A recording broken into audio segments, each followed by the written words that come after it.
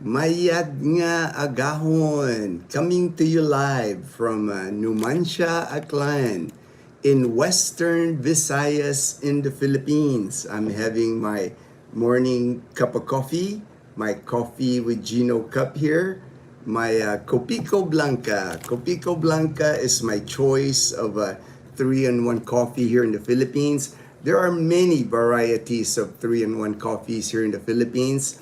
It's coffee, cream, and sugar. This is my choice, my number one, my go-to 3-in-1 coffee here in the Philippines. I always start with the weather. Another rainy day here in our area. I just dropped off Leanna at school, and light rain. It's been raining yesterday. Sometimes a downpour of rain. I don't see the sun at all. It's like really cloudy today. Looks like another rainy day or another rainy day. It's been like this since the new year, since January 1st. We're now on the 8th. 8 days now in January. It looks like it's going to be a wet January.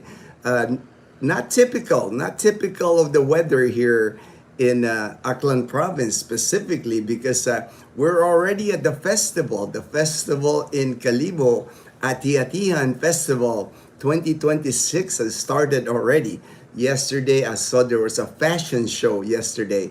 I was actually in Calibo with Dazzle and Leanna. We went to lunch with our friends Joel and Chris at the backyard. We ate lunch there. They invited us to lunch, and they actually started blocking the roads already. Like if you're coming from the McDonald's, the Petron station right there, if you're familiar with Calibo, Rojas Avenue, usually you would make from Rojas Avenue coming from the bridge, you would make a right on Mabini. Mabini is going to like City Mall, Calibo, blocked off already. That surprised me actually. Usually they don't really block the roads here until Saturday, but it started already. That's the madness that is Ati-Atihan has started already. Very crowded starting today. Once the festival starts, Calibos can be jam-packed with people. At least 10 to 20 times the amount of crowd. Yeah. Thousands and thousands of people come to Calibo this time of the year for Ati-Atihan. And it's gonna last till the January 18th. So from now until January 18th, just a massive amount of people here in Calibo. Not just people from Panay Island, all the Capiz Province, Iloilo, Antique, Aklan, people from Negros Island, people from Manila, everybody comes to Calibo. This time of the year, the hotels, Airbnb in Calibo, a lot of the hotels, a lot of anything you can rent as far as a place to stay, they jack the prices up. Sometimes 4 to 5 times the normal price. If you're looking to come here to Calibo now, you're going to be paying the money. A lot of the reservation have been done months ago already. So, JP, hey, good morning, JP. Jeffrey, good morning. Kuya Gino, kamusta? I'm good, mabuti ako, kaibigan. Derek, aloha, brother from Hawaii. Good morning, J-Boy. Hey, J-Boy. All right. I brought the rain from Seattle. You're welcome. It feels like you brought the rain. Well, when I picked you up at the airport, JP, it wasn't raining, right? We had the nice sunshine. You brought the sun. It was sunny. But right after I picked up JP at the airport, seems like the past week or so, it's been raining here in Aklan province. Flooding on some areas. Let me do the weather real quick. Speaking of weather, that way I don't forget. Sometimes I get distracted. I'm looking at the windy app. There are no typhoon, no storms, nothing like that showing. Usually, if I look at the windy app, it'll mark, like you can kind of tell, like a circular motion on the wind. It's the start of like a low pressure area. Is usually what it's called. But right now, it's just the normal northeast monsoon. It's like amihan season here in the Philippines. They have easterly winds here coming from the east, from the Pacific Ocean. Nothing to show that why it should be raining this time of the year, but pretty much the entire Philippines, from Bicol, Quezon, Romblon, Palawan, Cagayan Valley, Metro Manila, rest of Luzon, rest of the country. Pretty much you're gonna expect some rain in your area. Partly cloudy to cloudy skies with isolated rain showers and thunderstorms. And on some areas, it even shows here, like in the Bicol region, Quezon, Mindoro, Marinduque, Romblon, possible flash floods or landslides due to heavy rain. Common, very common here, even here in the province of Aklan. When we get like torrential rain, heavy rain, the areas of like Nabas, Ibahay, susceptible to landslides, unfortunately. They try to mitigate it. They try to do things. They even like put like a net, like spikes on the wall, kind of like a wall on when you're riding towards like the Nabas area. But at the rock face, rocks just drop. If I'm driving going to Caticlan, it's not uncommon. They even have signs that says watch out for rocks, falling rocks. You will see big boulders on the road sometimes. So especially this time of year, very susceptible to landslide. In the past years, actually, there's been landslides in Nabas here in Aklan where it blocked the road, and you have to like it'll take a week for them to clear the landslide, the debris, and you have to like go through Antique province to go to Caticlan, Aklan. It's just they've never solved that for maybe one time I did a video, somebody even suggested maybe they need the Corps engineers, the Corps engineers from the US or something. I guess they don't have that here in the Philippines, so they have not fixed that issue. It's an ongoing issue, and many places are like that in the Philippines. Same thing in Baguio. People that go to Baguio City know about Cannon Road, Marcos Highway. Same type of landslides happen there. They just don't. I guess they're just lacking as far as like I said, like the Army Corps engineers. Derek, I watched James and Karen's live. Man, oh, I know. I did that early this morning when I got up. It's like because I went on their live stream when they got to Leyte. They're safe. Made it safely to Belusa's house in Leyte. But I did. I watched the video. When you first saw the video, his motorbike was like strapped to like that pole, and James said it's like the hydraulic pole. But stuff like that happens here all the time in the Philippines. They'll jerry rig whatever. But I guess when he first parked the motorbike, they put it on that middle stand so it kind of sits high. They didn't strap it down. The thing that I can see that happening because that's happened to me. Not even thinking of when I saw that video, when I watched the video, I've gone on the Roro, the to-go ferry on our car, our Toyota Wigo. We got a 2019 Toyota Wigo. It's an economy car. And we've taken it all the way here from Caticlan to Batangas in Luzon. We've taken it from Dumangas to Bacolod. So we've done the Roro, Dazzle and I. One thing that now looking back, the to-go ferry are better to take. You can tell anyway the difference in the boats. Like the Roro, like you notice on some of the boats, like even the boats that the ferry that James you can just tell it's like they just pack as many vehicles, as many motorbikes there. When I rode the to-go ferry, it's more like a hotel.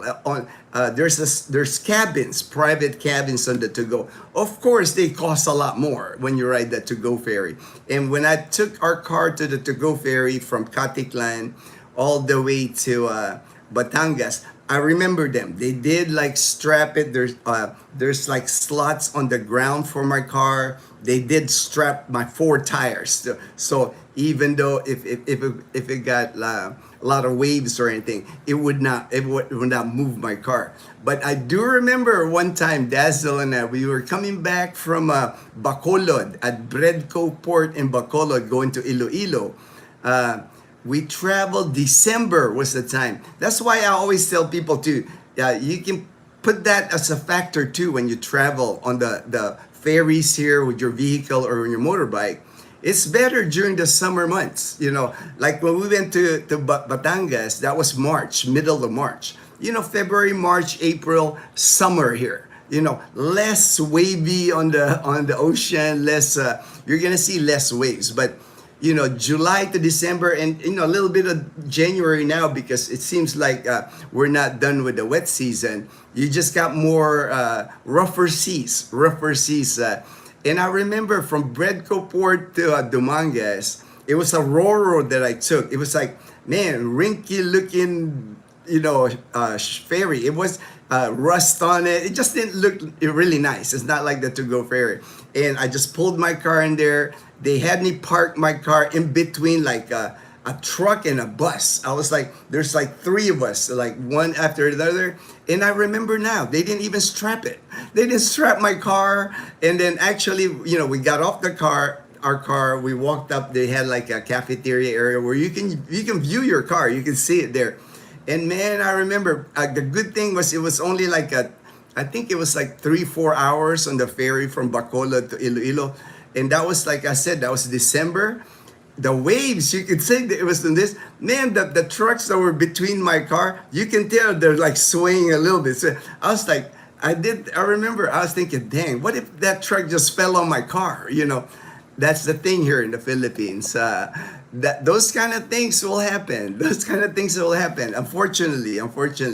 And I'm sure James has learned, right, from that experience, from what happened. For sure, now every time he goes on a ferry, he's gonna double check. Make sure you make people strap your motorbike. Make sure it's all secure. I'm sure he'll. And now for me, the next time I go on a Roro, I'll keep that in mind. That hey, strap my car.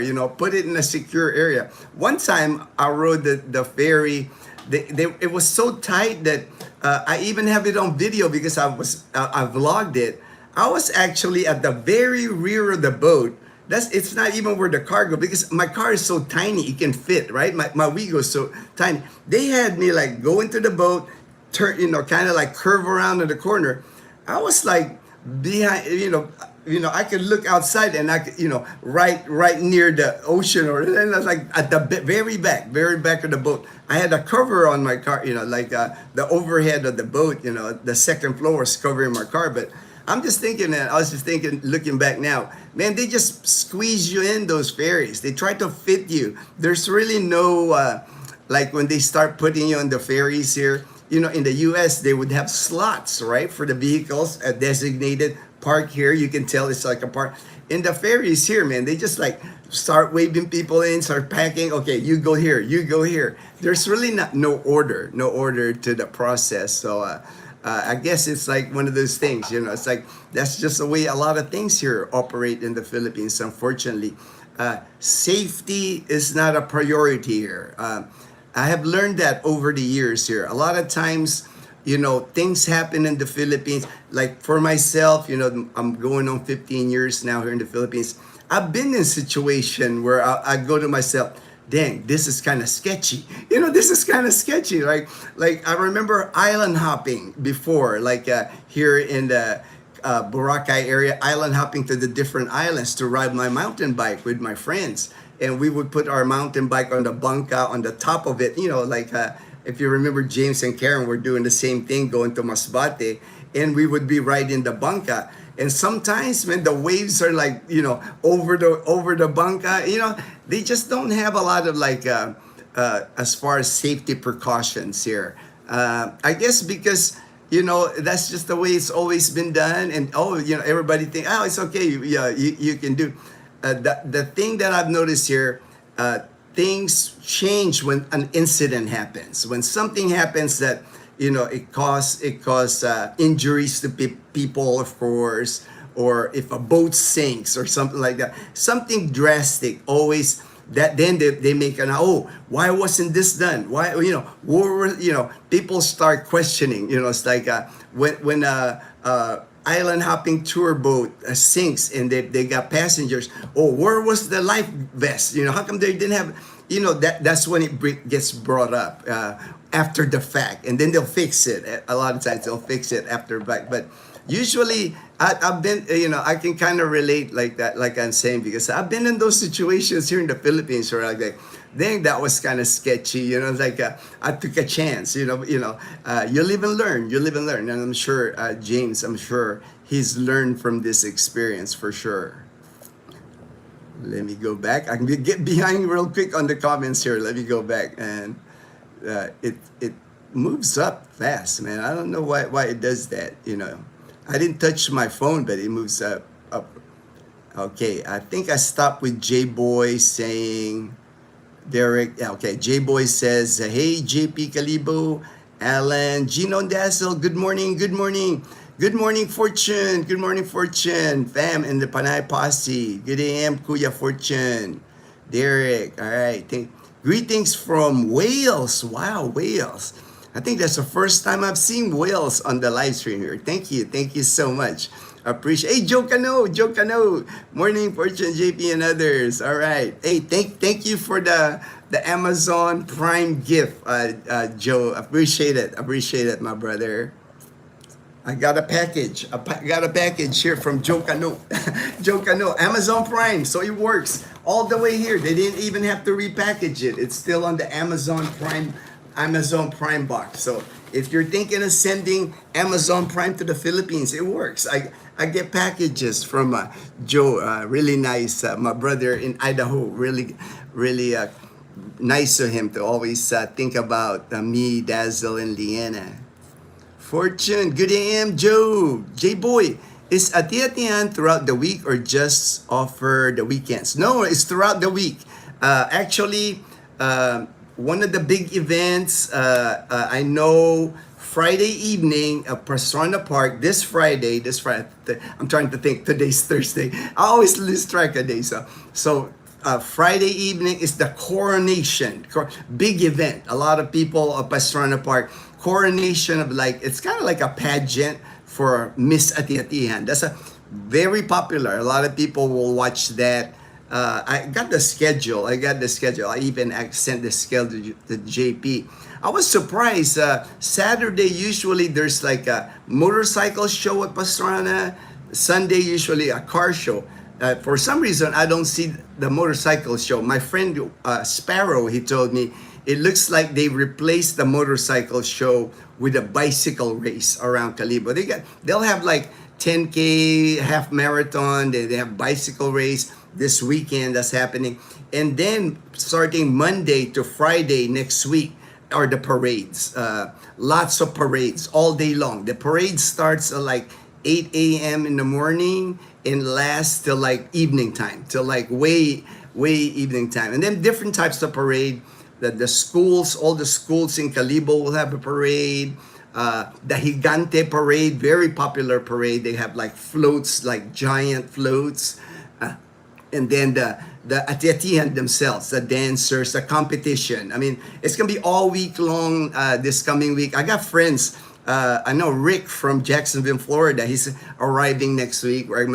And people do sadsad. Sadsad is what it's called here. That's one thing, the difference, I think, with, like comparing it to like Iloilo's Dinagyang or like Sinulog in Cebu. Here in Calibo, I think the reason for me, my own opinion, and maybe I'm biased because I'm from Maclan, I think it's the best out of all the festivals because the Calibo one, audience participation is encouraged. When you go to the other festivals in other areas, a lot of times you're just an observer. You have to stand behind like a rope, behind a rope, or you got seating and you're watching the floats or you're watching the parades. I mean, it's still cool. Don't get me wrong, it's still fun. Any of the festivals here are awesome.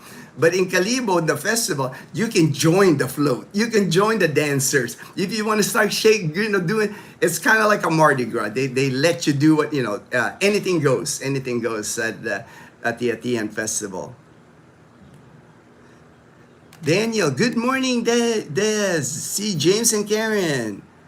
Good man, this about house. We see it.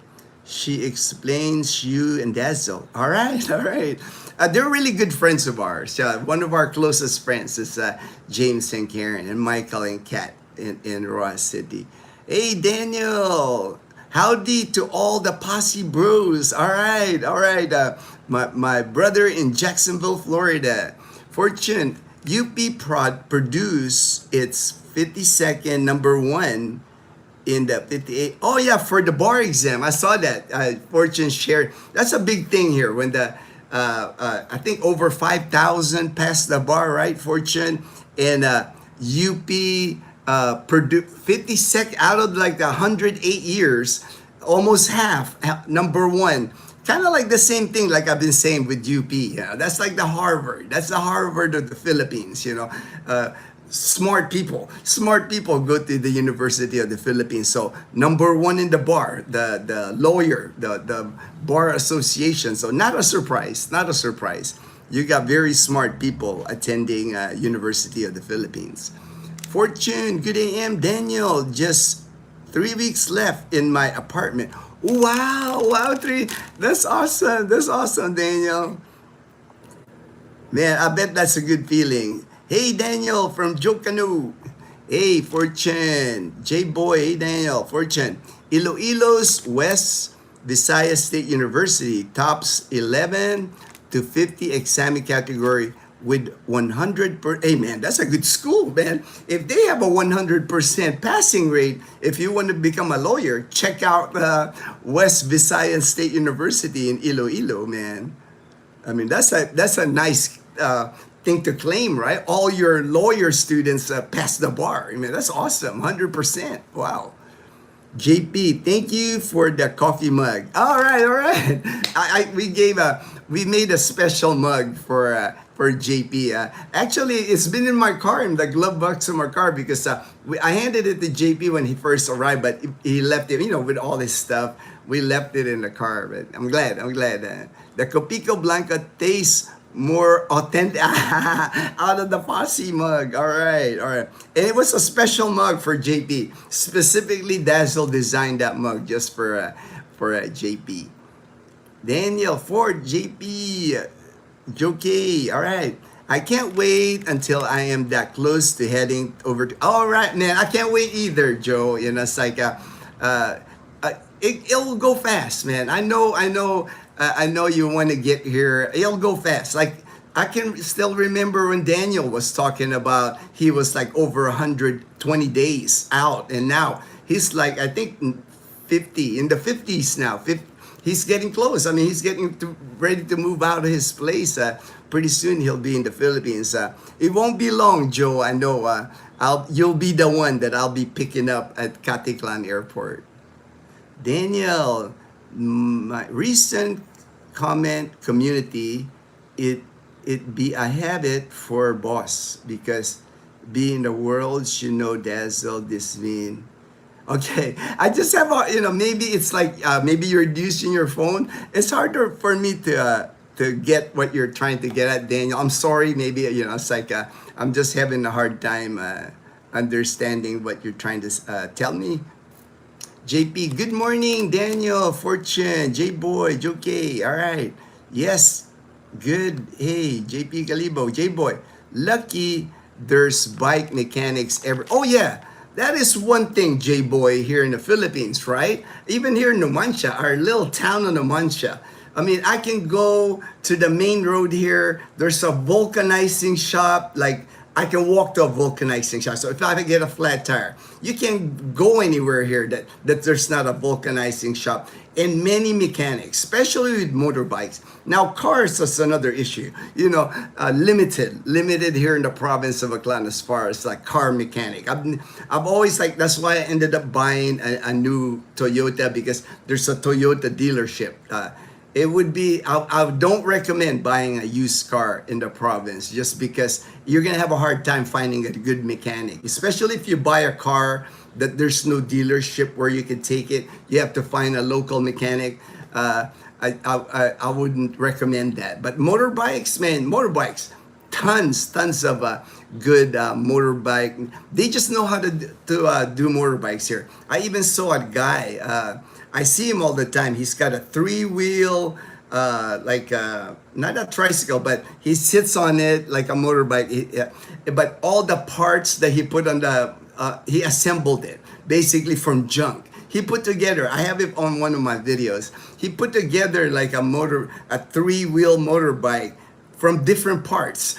Different parts of, like, there's even like on the back, like fat tires, like a small fat tire. It doesn't look like it's from any motorcycle that I've seen here, but very creative.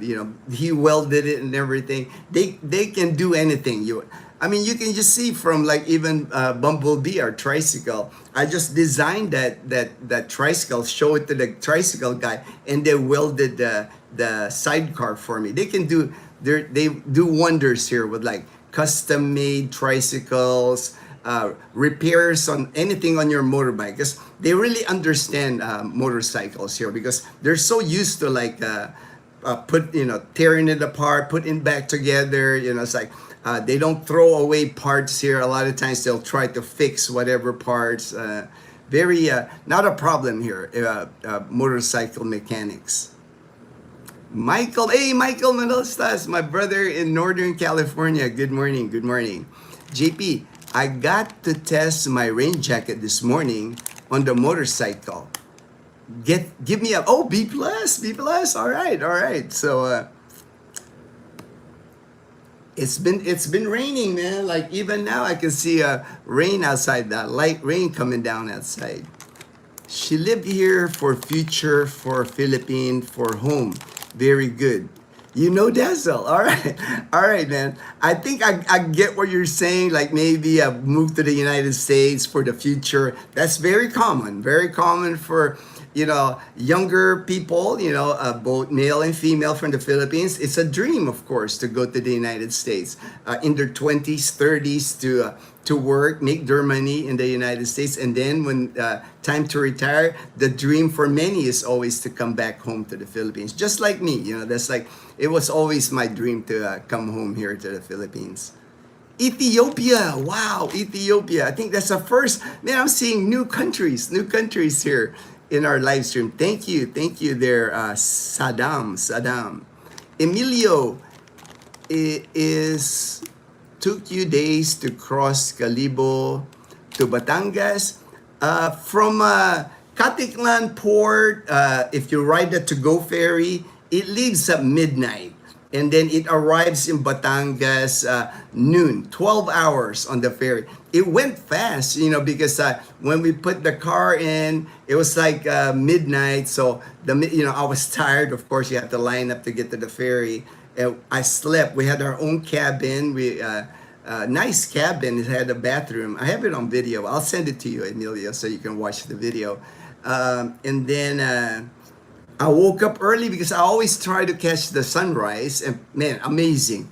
Out in the middle of the ocean, the sunrise. On the top deck, they have like a cafe. You can get coffee with that breeze, and we went during March, so the beautiful weather. It was just amazing. Yeah, great experience. Highly recommend the to-go ferry going from Caticlan to Batangas, and it goes the other way too, from Batangas to Caticlan. Many people take that instead of flying. If you don't like to fly, 12 hours on the ferry, but it's a comfortable ferry. It's almost like a cruise, because you have your own room. You can get your own room, free breakfast. I remember they gave us free breakfast. There's a cafe on the top. They even, like, at nighttime, if it just happens that you're riding it at nighttime, they have like acoustic music. There's beer you can drink. I mean, it's a fun thing to take. It's a good experience. I recommend it, the to-go ferry. Now, the other ferry, the Ro-Ro, those, the cheaper, I mean, they're good, they're good, but it just gets you from point A to point B. Basically, you have your vehicle, and they might have like a corner snack bar, and then they have chairs where you sit down. So less comfortable, but again, it's cheaper. The to-go ferry does cost a little bit. It's not cheap. It's not cheap on the to-go ferry. I think our room, the two of us, Dazzle and I, we had our own room, our own bathroom, and the breakfast. I think it was 5,000, and this was like 4 years ago now. 4 years. So a little pricey for your, but they do have bunk beds, cheaper rooms if you don't mind sharing a bathroom with like lots of people. Because on the way back we didn't have the cabin. We tried the bunk beds and it was a challenge because the bunk bed, there's like a bunk beds on, it's kind of like in basic training in the military, like a bay with bunk beds, so kids playing, it's just like, it was kind of noisy in that community area with the bunk beds, and then a community bathroom, so a little cheaper, but you get what you pay for, like with anything else. Good AM, Emilio, Daniel. Yes, currently be Dazzle, be agreed. All right, all right. Fortune, the Roro company they got was lesser known. Yeah. I figured that. That's the usual name to go Starlight, Magsaysay, Montenegro. Yeah. A lot of times what happens, I know, I've ridden them, Fortune, with my vehicle. The ones that are like the roll on, roll off is what they're called, Roro. The ones that's not the name brand, not to go, not Starlight, not Montenegro. They're just like no name, no name. You pay less, of course, it's less, but they might not have all the safety features. They might not, they're just trying to get as many cars, motorcycles in there, trying to get it from point A to point B. Not luxurious at all. They might have like 3-in-1 coffee serving. It's not the best sometimes, but it is what it is because it's cheaper. It's cheaper to travel on those. These are the better ones. Definitely Fortune. The name brand, the To Go, the Starlight, Montenegro, better than the ones that are like, you look at the side of the ship and there's no name on it. There's no name. I've ridden on those. I've ridden on the no name ones before. Can James file a claim since they did not strap? I don't know. I don't have any experience. I mean, you can try to file a claim, but chances are the best thing that could be resolved is maybe enough people complain that they flag that certain boat. If it's To Go Montenegro, they secure their, on those cheaper boats, a lot of times, it's like those crews are probably in and out, the captains get replaced, it's almost like a pirate ship, it's not like, they don't follow a lot of the rules that the others do because, you get what you pay for, and they don't service like the big traveled area, like, from Cebu to Leyte, that's not a big, it's not like going from Caticlan to Batangas. It's not the big, that's why To Go, I bet you they don't, To Go won't service it. To Go won't have enough passengers taking them to Leyte. Not many people would be using the Cebu to Leyte. Compared to like a route like Mindoro or something, Caticlan to Mindoro, or Rojas City to Mindoro, or it's just he can try. I mean, I'm sure I saw in the video that they were gonna file a complaint to like the port authority. If the boat is even there, because the thing I'm thinking is like they drop off the people right there at the port. They might have taken off already. You would have to have like the information on the ship, very detailed. It's good to complain, right? Because that way, to avoid future people meeting that same fate. Because I'm sure James is not the first one that happened, right? If they didn't strap James's motorcycle, he's not the only motorcycle that didn't strap down. I think at the bicycle shop where they were fixing it, the other guy was fixing James. Oh yeah, I've gotten a boat before you.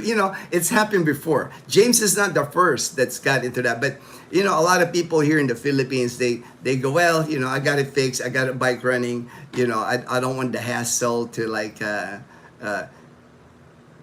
To go through that, it's like, because you're not gonna get money, it's like that's one thing here, it's not a litigious place here in the Philippines, you don't see many lawsuits. I mean, in the US, JP, that's an automatic lawsuit, right? If you see your motorbike foiled down with gasoline on it, automatic lawsuit in the US. Here in the Philippines, it's like, kind of like, oh hell, it happens, it happens here. But at least that's a good for you, JP. Right now, if you take your motorbike to the ferry, don't trust those guys.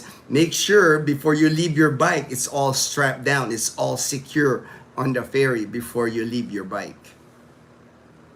Derek, wasn't there a ferry sunk in the Philippines several years ago? Nobody would eat the fish. I haven't heard of a ferry lately, anyway. But I remember there was ferries before that caught fire. They've had incidents like that. I'm sure if you Google, ferry accidents in the Philippines, something will pop. I'm pretty sure it's happened. It's happened here. Way back, I think almost 20 years ago, that was an issue. Less of an issue now because there is, like I said, the Philippines is kind of like a reactive culture. If a disaster happens, like a ferry going on fire and sinking, all of a sudden the Coast Guard will be checking everything. That's just the way it is here. It's unfortunate that a lot of times they have to wait on something to happen before they take action because they can't think of everything. I remember even Boracay Island before. There was an issue in Boracay because I've been going to Boracay. I got there in 2011. There was a time in Boracay they didn't have lifeguards on the beach. There was a time in Boracay there was no hospital in Boracay. So if you can imagine that, if tons of tourists. Something happened, you break your leg or something like that, and it happens in Boracay. If you break your leg on those ATVs or something, they gotta like boat you to the mainland and then transport you here to Calibo. So, but now they do have a hospital there now in Boracay, and now they're actually building an Asia Pacific Medical Center. But before that hospital got built, or before Asia Pacific Medical, things happen in Boracay. I remember one time there was a kid that had a seizure or something, and they didn't have the facilities in Boracay to like treat the kid. They had to rush the kid to Calibo, and then that's from Boracay, 15-minute ferry, an hour and a half by transport ambulance. That's a long time. If you need like life and death, that's a long time to get medical care. But again, that's what happens here in the Philippines. Something, usually an event happens, and that's how they tighten things up. Yeah. But it's just not a litigious environment here. You don't hear a lot of like malpractice lawsuits here. You don't hear people suing if a cup of hot coffee, you get sold with hot coffee from McDonald's. Here you just don't see people suing here. People always threaten, oh, I'll sue you, but you never hear of it. You never see it on Facebook. You never see it in the news. Nobody gets sued here. And the same thing with that, you're kind of like looking at your motorbike got damaged. You want to file a claim. You can go through the process, but are you really gonna get paid back? Chances are pretty low that is it worth all the hassle, going through it, or is it just chalk it up to a learning experience? Your bike's still running, and go with that. Lowell, kumusta from Oregon? Mabuti ako, Lowell. Mabuhay. God bless my brother. Lowell, good morning, JP, Fortune. God bless you too, JP. Hello, Lowell. Is the festival all over the Philippines or only there in Aklan? The festivals, January actually in the Philippines is designated as Ati-Atian month. But there's other festivals throughout the year, but the popular one, the Ati-Atian being the most popular, Sinulog in Cebu, same time of the year, and then Dinagyang in Iloilo. Those three are like the big ones. But there's others, like I know a couple of months ago, Dumaguete had a festival. There's festivals throughout the year in the Philippines, different area. The festival is basically a fiesta. That's the main thing. It's a fiesta. It's a religious celebration. The one here because of the infant Jesus, Señor Santo Niño is what they call it. Same thing in Cebu. That's what it is. It's Señor Santo Niño.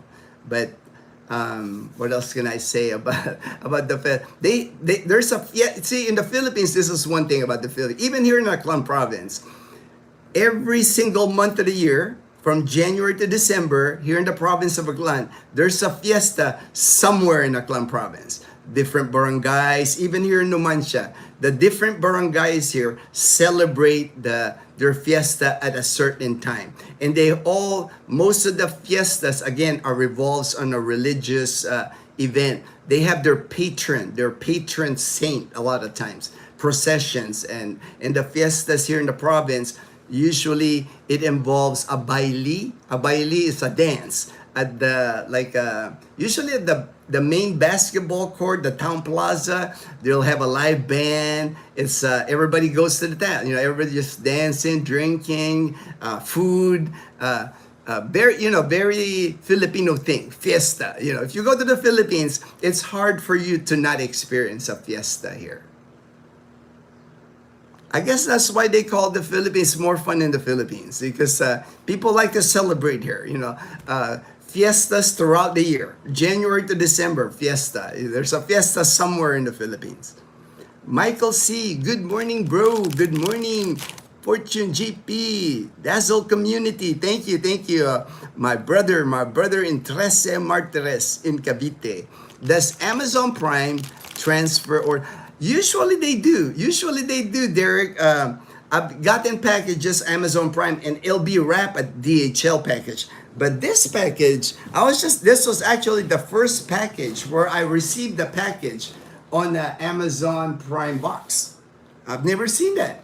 It's the first package that I've received where it wasn't wrapped on a DHL. Usually the carrier here in the Philippines, DHL, Ninja Van, or whoever, will wrap this in a plastic wrap with their label. But first package I ever received with my address, my Philippine address, is their Camellia Homes Aklan from Amazon Prime from the US. I don't know how that happened, but it happened. It happened. Hey, Bernie, my good friend in Canada. Hello, I'm glad to see you, Bernie. Glad to see you on the live stream. Good to catch you. I know, man. I can't wait to see you again. I hope you make it out here to Aklan again one day, brother. Good news. We can move home at the end of the month. Praise God. Hey, all right. Praise God, brother. Praise God. I'm happy to hear that, man. I'm happy that you shared the good news. Thank you, brother. Said hi. Grick. Lowell, the only financial unknown is the cost of my monthly meds. I just sent an email to Mercury Drug with a list of meds and supplements asking monthly costs. Hopefully they will respond. Yeah, that would be tricky. Hopefully they do respond. Hopefully they respond. Let me see. As far as price, it's hard like to get those prices online. I'm sure you've tried it, Lowell. I can talk to you. I can see what I can do with that, Lowell. If you don't have any luck getting that from your email, maybe send me a list. I'll try. I can go to Mercury Drug here. Maybe they will release. I don't know if they're willing to release how much their medications cost here. Maybe if I show them, I say, hey, how much does this medication cost here? Maybe. I can't guarantee. Lowell. Me and Rose can't wait to go back to Boracay next month. All right, good. I know you're headed to Boracay, Michael. See, I have another friend, Lawrence, just messaged me. They want to meet up. So maybe Dazzle and I will time it to when you're there and then they're there. That way, we're not back and forth to Boracay. Maybe it's like maybe a group of people that's been wanting to meet us. We'll schedule it maybe 2 nights in Boracay. Dazzle and I will there. That way we can meet everybody in Boracay. We know everywhere we want to go. We are on, hop off. I know. Michael C is talking about in Boracay, they have this thing called hop on, hop off. It's a tiny looking bus. It's not a full scale bus, but it's really cool. I even got the card now because of Michael.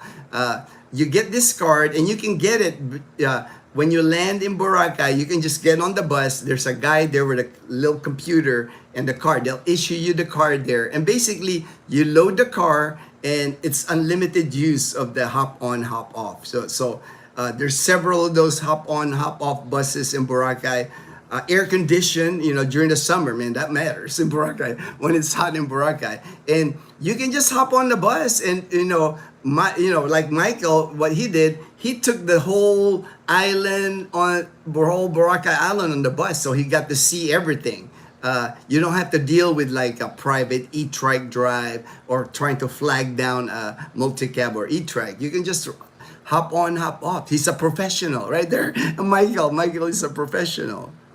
But many Derek don't move back home because of their children. Oh, I agree. I agree with that, Derek. And I totally understand. I have friends. They're always like, that's the hurdle that they say. They can't move back to the Philippines because they would be leaving their kids. They would be leaving grandkids in the United States. I totally understand that. I can't blame them. I can't blame them for that. It's like...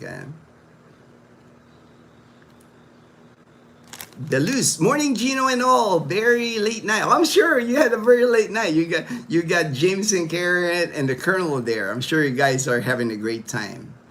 I love the nighttime light. I was just happy to see them, after all the adventure that James went through with the motorbike and all. I'm just glad they made it safely to your house, Deleuze. Ted, good AM Gino all. We have a few good auto mechanics here in the province of Northeast Bohol, but not many will work on automatic transmission. Only will work, what they're familiar, right? The old cars, right? Because the new cars now, Ted, you know how it is, right? It's all computerized now.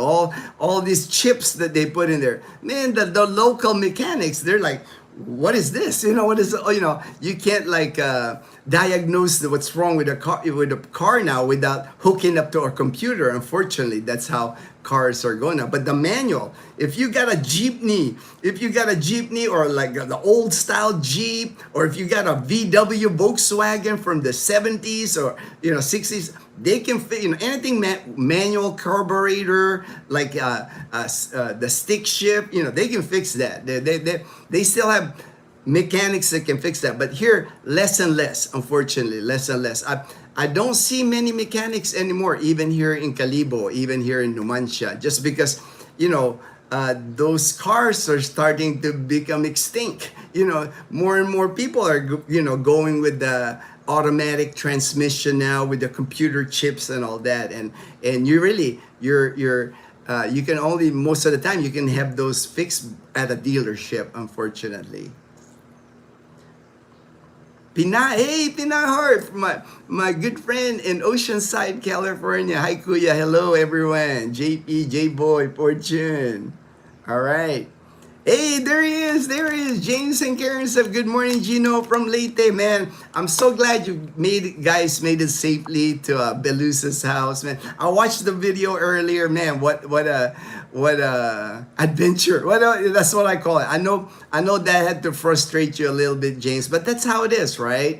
Here in the Philippines, stuff like that will happen, James. And I was watching your video with Karen. I was saying, that's just how, the way things go. You just got to go with the flow. It's like you can't prepare. You can't, you can't expect those kind of things. A lot of times you'll live and learn. That's how it is. Even remember when Mike and Kat were headed to Palawan on the motorbike, they got a flat. They decided on Boracay. Things like that happen, and I know you're over it. I know James is like that. He's over it. He's out for adventure now. James is focused now on hanging out with Belus, with the Colonel, doing things in Leyte, exploring Leyte. Go see Douglas MacArthur Memorial. I know. James is not gonna leave Leyte without seeing that for sure. I know I would, man. I've never been to Leyte, but if I go to Leyte, that's one of the things I want to see is the memorial for Douglas MacArthur. But have fun, James. Yesterday's the past. I always tell people, live today and live to the future. Whatever happens in your past, dump that, whatever. Don't stress over it. There's nothing you can do about the past. Live today, go forward, have fun. And I know James is gonna have an amazing adventure in Leyte. I mean, that's like virgin territory for James. He's never been to Leyte. I've never been to Leyte, man. So I can imagine the excitement of seeing a new place, seeing what Leyte has to offer, and you got Belus right there. It's like a awesome. I mean, what can you ask for more, right? Having like a person in Leyte like showing you their area. Lowell, good morning, James and Karen. J-Boy, good morning, Pinay Heart. J-Boy, hey, James and Karen. Bernie, hi from Saskatchewan. I know. My brother in Canada, Bernie. Hey, I still remember, Bernie, that picture I took with you. I think this 2 years ago, right, Bernie? I took a picture with Bernie with his wife and his daughter. We were at Atiatihan. I was like, hey, man, Bernie, what's up? We were like sharing Atiatihan together. What a great memory there, Bernie. Can't wait for you to come back. Can't wait for you to come back, man. Gino, we need more coffee. You need more coffee? All right. Like about 2 gallons, I'm sure, because it's the late night for you guys. I'm sure you had so much to talk about. I'm sure, man. That's so awesome. I know you will take care of James and Karen and the Colonel there, Belus. Good morning, J-Boy. Bernie, get to move home at the end of the month. Exciting. All right, Bernie. I'm so happy. Stay blessed, my brother. Hey, future farmers, Levi, and I gotta make sure, but I know it's Levi. He's the farmer. He's got like chicken coop, lots of chicken that lays a lot of eggs. Very successful in his chicken farm and lettuce farm. I was watching this morning. They were like they were showing like how they harvested the lettuce, man. They have they hydroponics on the lettuce, man. He's got a nice farm going there in Malay in Katiklan, where Dazalana have our land in Katiklan. And I'll hook up with you. I'm for sure next trip to Katiklan. I'll message you and we can meet up for sure, Levi.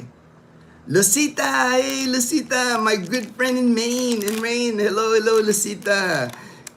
It's been a while. I haven't seen you on the live stream lately. I'm glad you made it back to the live stream. Morning, sorry. Hey, people get busy. You don't gotta tell me, man. I understand. Hey, life in America, man. I know all about life in America. How you get busy. But now I'm back to watching. Oh, thank you, Lucita. Appreciate that. Hope the fam, we're doing well. Everybody's doing well. Liana's back in school. Atiatihan next week, so Liana might get a few days off from school because a lot of the schools here in Aklan province, they participate in Atiatihan. The teachers, the staff, the Department of Education. I know they're part of the parade, I think Tuesday or Wednesday next week. So there's going to be a couple of days where Liana won't have school next week. Keep on smiling. Hey, you know that, man. That's not hard for me to smile. Got a lot of things that I'm grateful for in my life. I got good people in my life, man. It's like when you get, as we get older, I'm getting older, and I'll be 60 this year. That when you get older, man, you just want good people in your life. Like yesterday, my good friend Castaway Drip, we did a video call together. We're gonna do that more now. This is like our second video call, and he's just a blessing to me. I'm a blessing to him. We're just becoming good friends. Fortune, hey, good AM, Lowell, Michael C. Belus, Ted, James and Karen, Philippine Heart, Pinay Heart. Okay, Fortune. For January, Tomorrow, a Black Nazarene. I remember that in Quiapo Church, right? Man, that's another event here in the Philippines. That's like thousands of people will be there at the Quiapo for the Black Nazarene.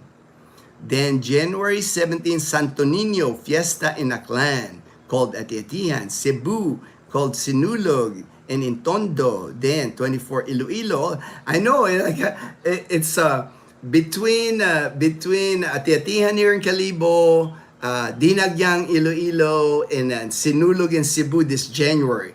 Very festive. And what the festival entails for all those places, there's gonna be here in Calibo, little town of Calibo, it's like not a big city or anything, but there's gonna be celebrities here, Filipino celebrities. There's gonna be whoever the popular rock stars, musicians. They'll have concerts here in Calibo.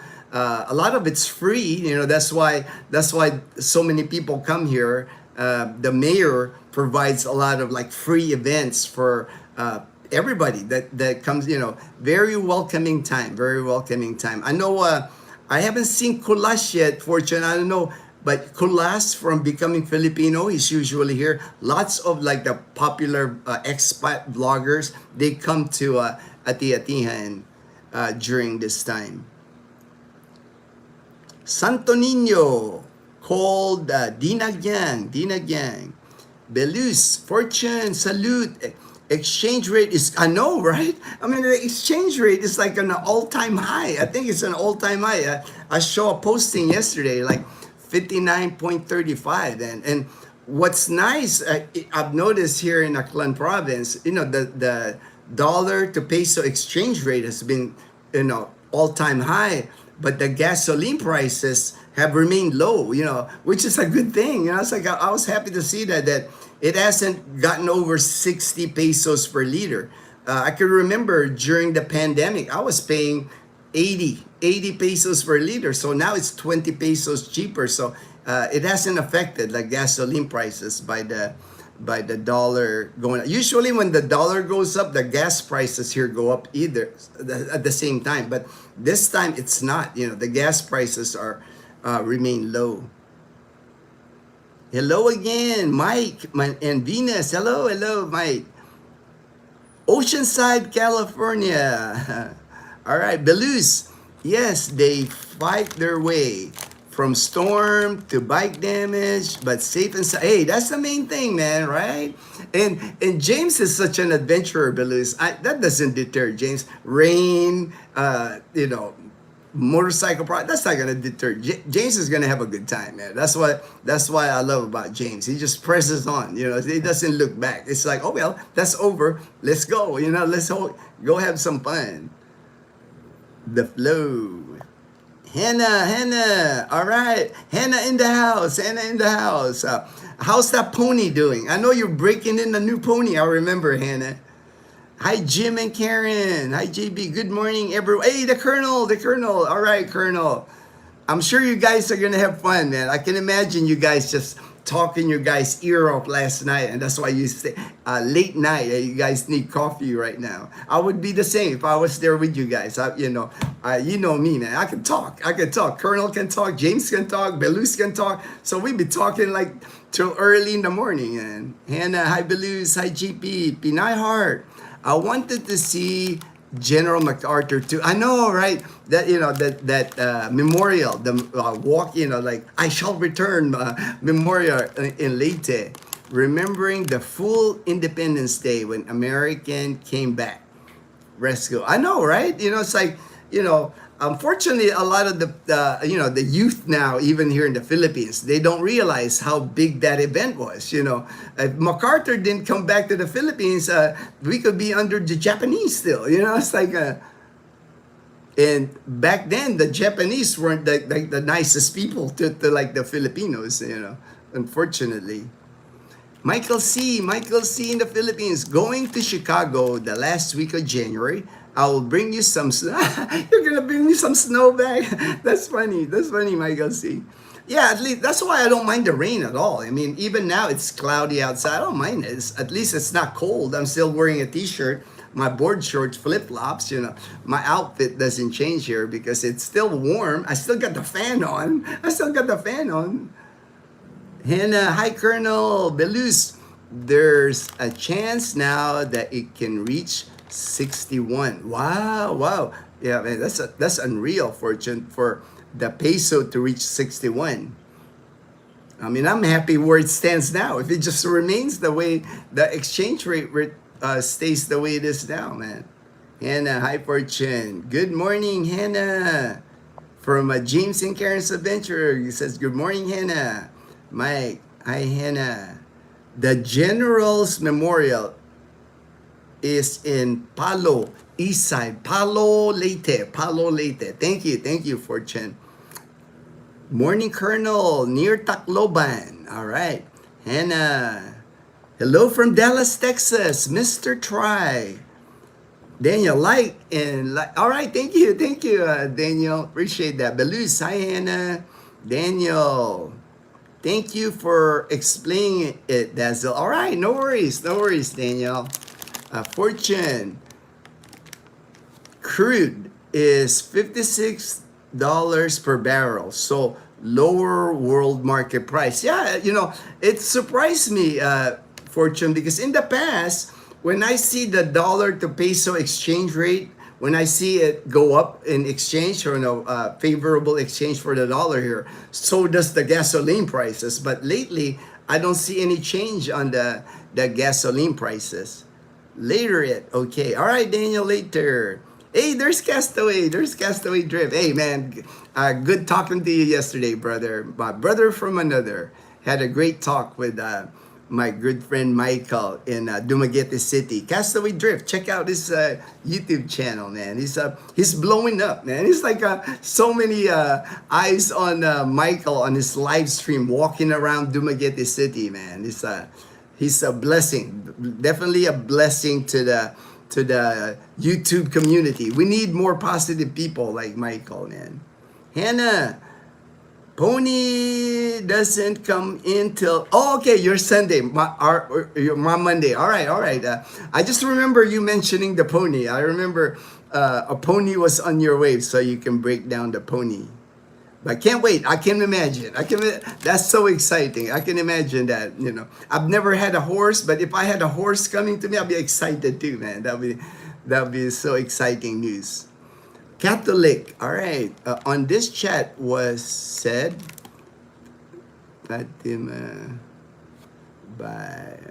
okay. All right. I'll have to skip that. I don't really know what you're trying to get to there, my friend. What are your goals this 2026? My goals, man, I just want to stay healthy, man. I'm I guess I'm a cancer survivor. I was diagnosed with cancer Valentine's Day 2023. So in February, Valentine's Day, it would have been 3 years from my diagnosis. So this year, I just want to stay healthy, man. If I accomplish that every year, the rest of my life, man, it's a blessing already. I'm like blessed already. The longer I live, it's like each day for me is a blessing. Good morning, Colonel Michael C. in the Philippines. Belus, I think tomorrow, farms, we will do live later. Explain on my channel. We are only, no worries, man. No worries. I know, hey, I'll participate. When you guys do live stream, man, I'll watch. Dazzle and I will be watching, Belus. We'll be watching your movements in Leyte for sure. And hey, today was hot for a winter here in Missouri. 55. Yeah, that is, considering, right? Winter in the U.S., I know, it's like January is winter, and usually you really get cold temperatures, freezing temperatures and snow, but 55 is not bad. It's because of the U.S. dollar and PHP interest rate differential. All right. Hey, whatever it is, Fortune, I know many people are happy here in the Philippines that with the exchange rate, and a lot, you hear people, well, how about the Filipinos? Well, the Filipinos are happy too, because there's a lot there's a big Filipino community here in the Philippines that they rely on those remittance, those dollars coming in from overseas. So when the exchange rate is high, they have more money to spend here too, more buying power here too. BSP reduced rate 5 times for a total 1.25, while Fed only reduced 3 times. Oh, okay. See, Fortune's the banker, man. He knows like the Fed rates and all that, man. All I do is watch the news. I get, oh man, 59. All I get is like I don't know the ins and out on why the dollar keeps rising here in the Philippines, but I'm not complaining. That's for sure. A late winter, Hannah. You know what?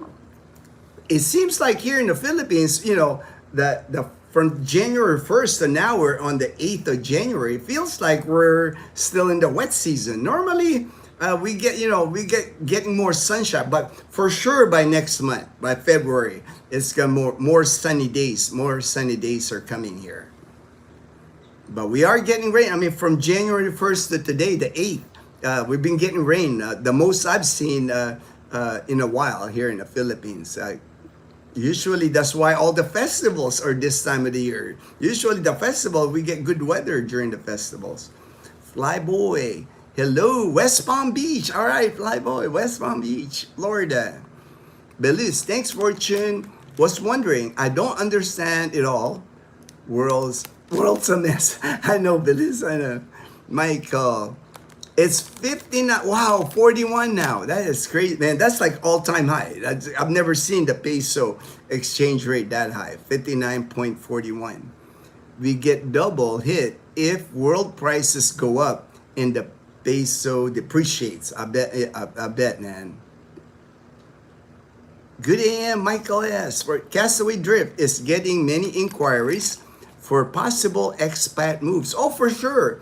I mean, Dumaguete City remains one of like the top destinations for expats here. And I get it because they already have a good sized expat community there. It's not a big adjustment. There's been people there that kind of laid the foundation for Dumaguete City. There's so many videos on Dumaguete City. Valencia, we all know about Valencia, Darwin, Bacong, it's not a secret anymore. And I think that one article years ago, there was an article that Dumaguete City made it into like the top 10 best places to retire in the world. So that created that boom to Dumaguete. And I can see why, right? I mean, it's in a great location. It's not typhoon prone in Dumaguete City. You got the ocean there.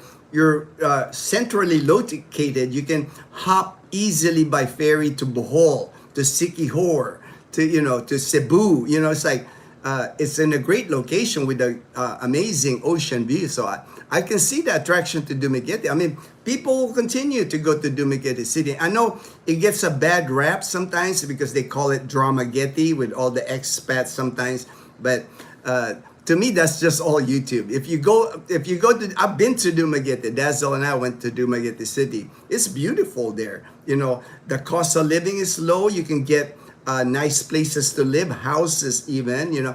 I just watched a video of Mike Philippine retirement. He's living in a house, a beautiful like Western style house for like $600. It's like you can't find that anywhere else. That's pretty good. It's like if you can rent a home, an actual house for that price.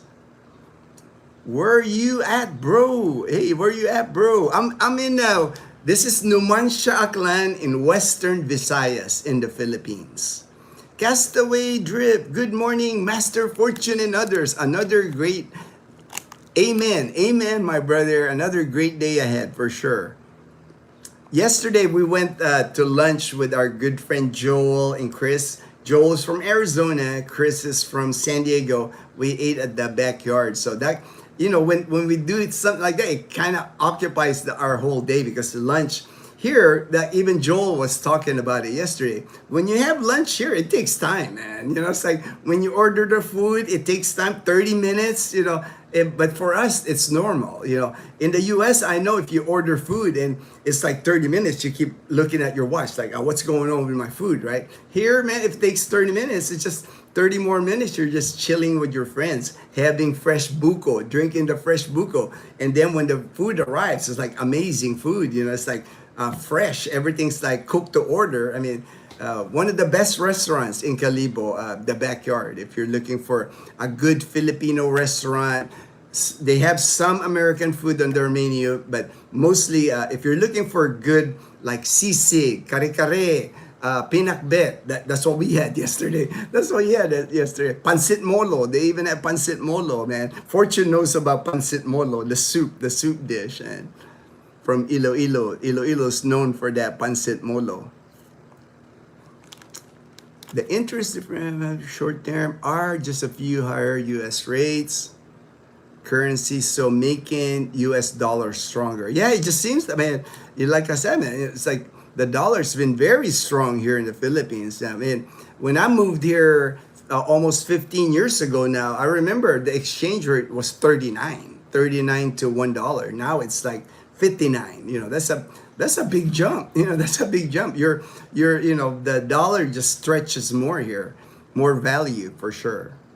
Good morning. What's the topic for today? All right, I did have to, you know, I get busy with the comments. I'm trying to like get through the comments. I don't want to get behind the comments, but I did look at a couple that I always go on these expat groups, and one of the things, there's two things that I noticed here. Oh, there were, you know, this always comes up here in the Philippines.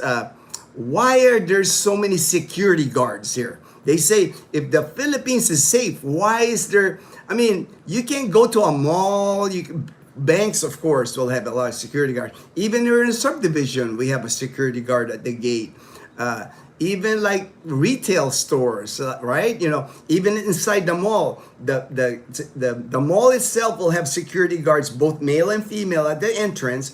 But when you go to like the different stores, like the jewelry store, of course, like an iPhone store, of course, will have security guards. So that always comes up here. You know, if the Philippines is safe, why are there so many security guards? Who are they protecting? The thing about security guards here in the Philippines, they're really there to like keep everything like copacetic. You know, I don't know, everything smooth. You know, it's not. They're not there like to protect. You know, of course, to protect the property of the business, right? If it's a jewelry store, I don't blame them for have. You know, they have like millions of pesos worth of jewelry. I'll protect it myself, but a lot of times the security guard, even at the grocery, when you go to the grocery stores, there's gonna be a security guard at the entrance. A lot of times a roving security guard. I mean to protect from theft, I'm sure. And, you know, that happens here. People do what's that? Shoplift. You know, to protect from shoplifting. They're really particular here about even employee theft. You know, I know. I took my friend to the Wilcon Depot here in Makato. You know, they're really particular, man. They got security guards at the door. Security guards, what, you know, Wilcon Depot is a big like Home Depot, like expensive items, from imported items from the U.S. mainly. But even their employees, man, if they're going from one section to another, they have to like, it's the weirdest thing I've seen. They have to stand on this box, and the security guards like have to pat them down. Like, even that's the employees even, and checking if they're like, you know, I guess taking something away from the store or whatever.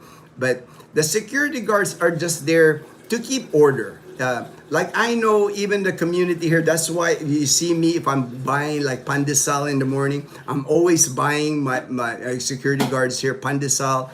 they do more than just guarding us. They do. I mean, our security guards here at Camellia, they accept packages for us. If you can imagine, there's 300 homes now here in Camellia Clan, and if they're accepting packages for people, I mean, they're almost like a little post office at their area there. And not only are they accepting packages for us, because here a lot of the packages that we receive now, the Amazon Prime, our friend Joe Cano sent that. But when we order from Lazada, I have to pay COD. That's very popular here, cash on delivery. A lot of people don't pay for their stuff with their credit card or Gcash because you're afraid, right, that it might not get delivered. That's why everything I've ordered from Lazada, it's always been cash on delivery. Even my Blue Yeti here, a Blue Yeti, I paid like, I think about 20,000 pesos. Even Dazzle's iPhone, she bought an iPhone 16. We paid it cash on delivery. So when it's cash on delivery, I can even leave my money. I can put my name, the amount, and I can leave it with my security guard. And Dazzle and I could be wandering off. When we come home, the guard would like, I got a package for you. They do a lot more than just protecting property here, the security guards. I know even like a Jollibee or McDonald's, there's security guards there too. You know how it is sometimes, even at the fast food places. It might be somebody cutting line or something like that. Stuff happens like that, right? I know it happens in the US, sometimes even the employee customer has issues, right? Like, you gave me the wrong order or something like that.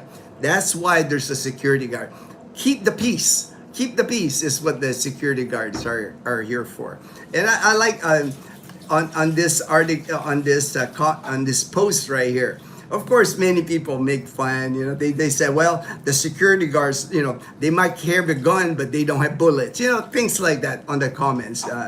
And probably so. Probably so. You see the security guards carrying like a homemade shotgun even. I don't know if they actually have shotgun shells. I couldn't tell you. But the main thing is like they're there to keep the peace, everything orderly. You don't see a lot of things happening at the big malls here. Like when I go to Rojas City SM Mall, or I go to Iloilo City, SM City, thousands of people at the mall. You don't see like craziness happening at the mall because there's plenty of security guards. Like even the youth, I know in the US, right? They act up at the mall. The teenagers, they might be riding their skateboards at the mall or something like that, or maybe shoplifting. You just don't see that a lot here at the mall because between the CCTV and the security guards, man, you don't want to act up at the mall. You'll get arrested. The security guard, they will stop you and they'll call the police on you. Next thing you know, you're going to be headed to jail. But that's, it's not because it's unsafe here in the Philippines. The reason for all the security guards is to keep the peace, everything orderly. Even one guy here mentioned a comment. They're friendly. A lot of security guards, you see them smile. I actually have a security guard friend of mine. He used to be one of the security guards here at Camellia Clan. Now he's a security guard, I think at Suzuki, the dealership at the Suzuki in Calibo. He even does like TikTok and YouTube in his security uniform. He's like dancing TikTok and stuff. He's smiling. He's happy. They're pleasant. You're thinking security guards. A lot of times, like when you think about security guards, like in the U.S., they're like strict. They're like stringent. Here in the Philippines, and security guards, like Michael. I saw a video of him walking inside the mall. The security guys like high-fiving him while Michael is walking with his vlogging, while he's live streaming. The security guard like, hey, high five. It's like, and they want to be part of the video. Just a friendly security guards here. Fortune, total USD remittance by OFW and even you expat friends could reach $35 billion in 2025 and 26. So far as of October, $29 billion. Wow. So you guys in our help fuel. Oh, for sure, right? I think the economy of the Philippines will not work without the remittance from overseas Filipino workers. That's a big portion of the GDP here in the Philippines, big part of the economy here. I can see it in my neighborhood.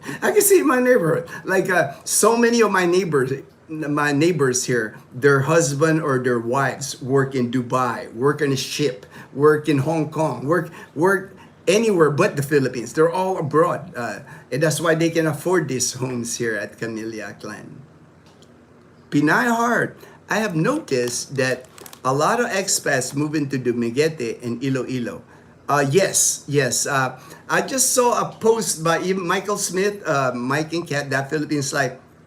He renewed his tourist visa this time in Iloilo. He does that, but most of the time he renews it here in Calibo because there's no lines here. But he posted, he said, man, he couldn't believe the amount of expats that were at the immigration renewing their tourist visa in Iloilo. Lots of expats, lots of foreigners moving in. I can vouch for that. I see it myself. Iloilo is like between Dumaguete and Iloilo, those are like the one of the top destinations here in the Philippines for expats, because you have a nice community there now of expats. They cater. That's one thing that when I went to Dumaguete City, that's what I noticed in Dumaguete City is they cater to Americans. They have steaks. They have good Italian food. They got good pizza.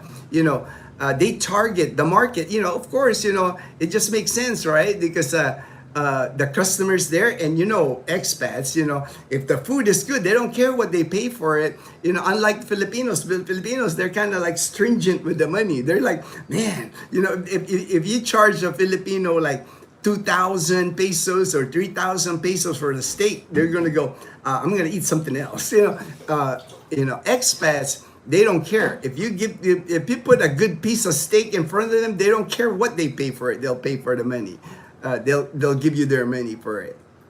Hannah, you're a ray of sunshine, Gino. Oh, thank you, man. Thank you for the kind words, Hannah. Thank you. Flyboy, shout out to my cousin. Oh yeah, I don't know. You always give a shout out to your cousin that owns the farm, Bella Montana Fruit Farm in Hey, I have relatives in Tarlac, and I've visited Tarlac a couple of times now. I've taken Dazzle with me. So the next time I go to Tarlac, I will look that up. Flyboy. Jericho Jumawan, Bella Montana Fruit Farm. My cousin that lives in Tarlac, they were into like the feeds business. They also own a quail farm. The pugo, the little tiny eggs, and the quail. But they sold a lot of feeds, the pig feed, the chicken feed. That was their business there. Did really well. My cousin, I think he retired. He was a 40-year employee of San Miguel Beer. He had his own service, San Miguel issued truck. He had a truck, a San Miguel truck that was his transfer. But I think he retired now. He's retired from San Miguel now. But he runs a business now, runs the feed business, and he's got a quail farm in Tarlac. Aklan province will become the new Dumaguete. No, I don't think so. Just because the thing before I wasn't recommending Calibo as much as I do now. The one that really marked the day that I really pushed Calibo to people is when Asia Pacific Medical Center opened. Before that hospital opened, that was one of the things when people ask me, I got medical background, 27 years I worked in hospitals. It was hard for me to recommend Calibo because of that missing piece, that hospital. We just didn't have, state-of-the-art hospital here in Calibo before. But now, 2 years going now, Asia Pacific Medical Center. I go there for everything now. I get anything I need to get checked. Asia Pacific Medical Center in Calibo. And the potential is there. I mean, I wouldn't call it the new Dumaguete, Calibo, but the potential is there. I mean, the new esplanade they built by Lambingan Beach. JP went there yesterday.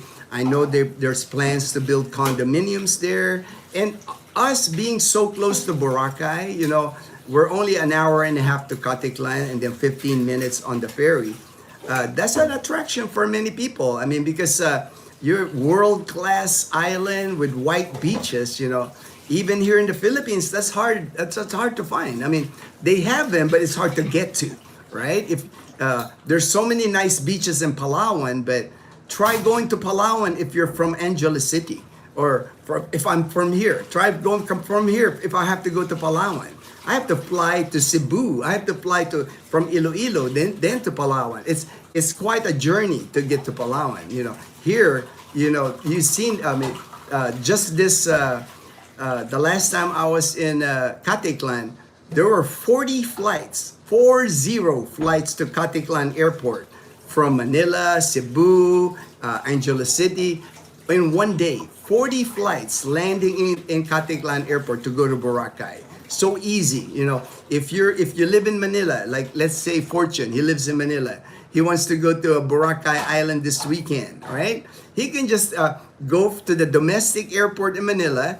In less than an hour, he'll be at Caticlan Airport. 15 minutes later, he's at White Sands in Boracay. How easy is that? You know, they have the structure now. They have the planes that land in Caticlan, big planes, you know, jet planes. They never used to be able to land there before. They expanded the runway there. That's what allowed people, the big planes to land. So easy to come to Boracay. There's just places like Surigao. I would love to go to Surigao, right?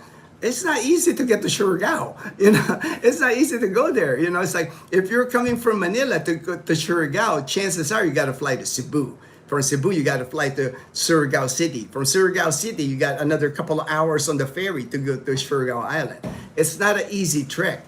Unlike in Boracay Island, you know, you can fly to Boracay Friday afternoon after work, be in Boracay partying at nighttime, party at nighttime, be on the beach Saturday, Sunday on the beach, leave Boracay Sunday afternoon, back to work on Monday, like a weekend junket. You could do it easy in Boracay. A lot of places here, man, it takes like a day. You know, the island to island travel, sometimes it'll take you a day just to, like my friend from Surigao, he came, you know, he was from Seattle, he visited Surigao. He wanted to visit me, so from Surigao, he wanted to come to Boracay. I was going to meet him in Boracay. He left Surigao to go to Surigao City to catch his flight like at 5 a.m. early in the morning. He didn't get to Boracay Island till almost midnight. It took him all day, you know, all day. Just, I mean, and the distance, if you look at the map, you know, Surigao and Boracay, if you do a direct flight, it should only take maybe 2 hours, maybe. But it takes so long because it's not, you know, it's not all connected. The island travel here is just difficult. Fortune, Dumaguete and its environment have a very good mix of mountain, sea, nature, many restaurant, various setting. They have sandbar. Oh yeah, man. To me, when I visited Dumaguete, man, they got everything. They got everything you want. If you want the beach life, if you want the mountains in Dumaguete, if you want quieter beaches, you can go to Darwin and Zamboanguita. You know, centrally located. If you're living in Dumaguete, you can go on your motorbike, hop on a ferry, take your bike to Siquijor Island, take your bike to Bohol, take your bike to Cebu. Just a good location. And then they don't get hit with typhoons, you know. A lot of the 18 to 20 typhoons every year that hit the Philippines rarely ever touches in Dumaguete that they're affected by typhoons. And Duma is easy ferry. Yep, easy ferry, right? Roll on, roll off. And you can ride your motorbike. When you go to Dumaguete City, man, you're gonna see people with Harleys in there, with big bikes, riding it in Negros Island, all the way up to Bacolod, to San Carlos City. On the roads, guys like, you know, got the leather, got the, you know, like the Harley thing, and they got him there. They got him. So it attracts. I know it will always remain like very attractive for expats for sure, because you know the bar scene, the nightlife. You know, a lot of expats like to drink, I like to party, like, you know, that's available there. Here in Calibo, we just don't have that. We don't have, I don't, there's no expat bars here. There's no, maybe the 8 Ball Tavern, but it's tiny, got 2 pool tables. It's not that. I think that's why I don't think we'll be the next Dumaguete City. Dumaguete City, if you're into like the nightlife, the bar scenes, bars, Dumaguete City, and then I would say Angeles City. Those are the 2 places here in the Philippines. If that's your lifestyle, you'll enjoy those 2 places. Nice to know, Kuya Fortune. Nice to know. Duma. And Iloilo were recently the location of Netflix Filipino hit drama. Oh, English subtitles. It's okay not to be okay. Ann Curtis. I know Ann Curtis, the very popular actress here. Part of like that noontime show at one time, right? The Castaway.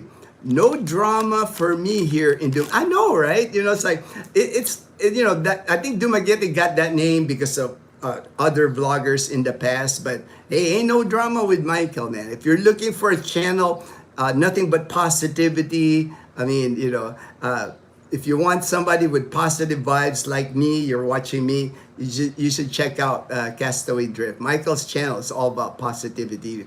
You can tell. I was talking to him yesterday. You can't fake happiness. You can't fake like being happy, living here, enjoying your life, being thankful, being grateful for your life. And I see that with Michael. You only have drama in your life if you allowed it. Only good and positive vibes with me. I know that. Pinay Heart, Kuya Fortune is as hooked on the show. Oh, on that show. I haven't seen the show. I don't watch a lot of the Filipino shows and movies. Dazzle, if I mention it to her, I'm sure. I don't have the time, man. I like my American series. Right now, I'm watching it's a old series, Weeds, Weeds, with Mary Louise, the actress. But it's good. It's 8 seasons, so I started it. I started watching it. It's funny. It's a funny series. Fortune, pancit molo is not made of noodle. The dough is not made into a noodle, but into a dumpling. Yeah, like a dumpling with pork or shrimp or chicken combo filling. The broth with some roasted garlic. This one I didn't have roasted garlic, but I could taste. What is that? Lemongrass. I can taste the lemongrass on the broth on this one, Fortune. Also, Sikihor too, Pinahard. Yes.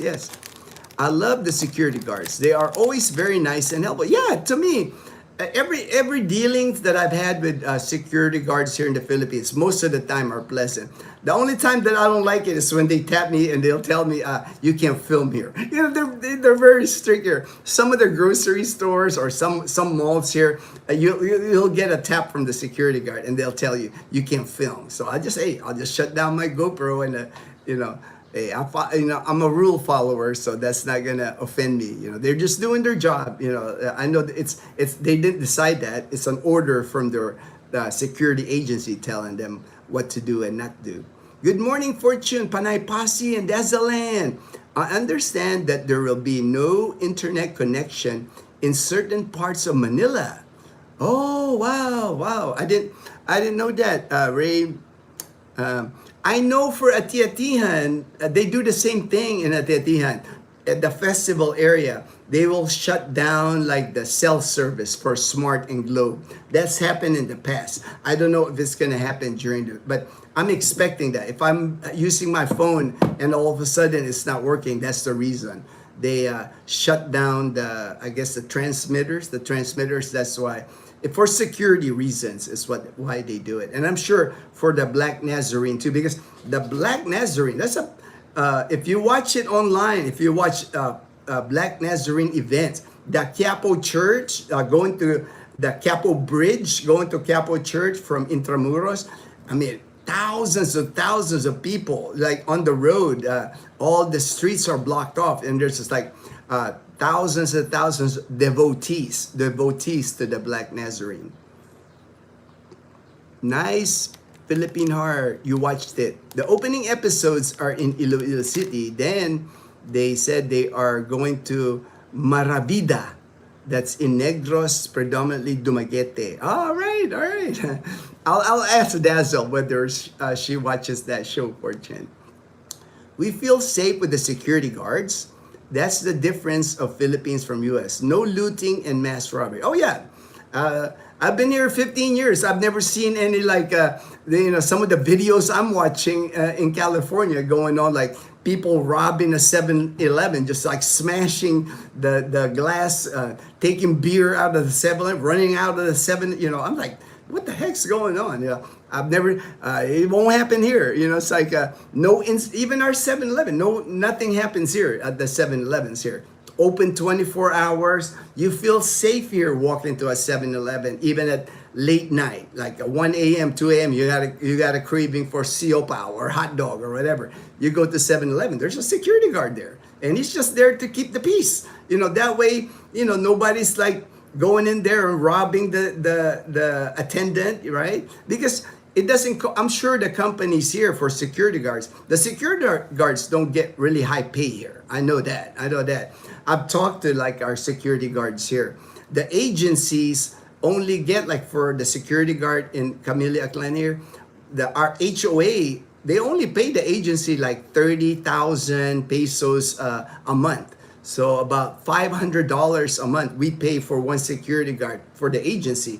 And the guard ain't gonna get all that money. The agencies, they're gonna get part of that, part of what we pay. So the security guards, they would be lucky to make, I would say, 20,000 pesos a month, $350 a month. And a lot of times, the security guards here, they have to buy their own uniform. The stuff they're wearing, a lot of security guards here have to buy that themselves. It's not provided by the agency. I just know this because I talk to them. I'm friends with our security guards here. I'm like,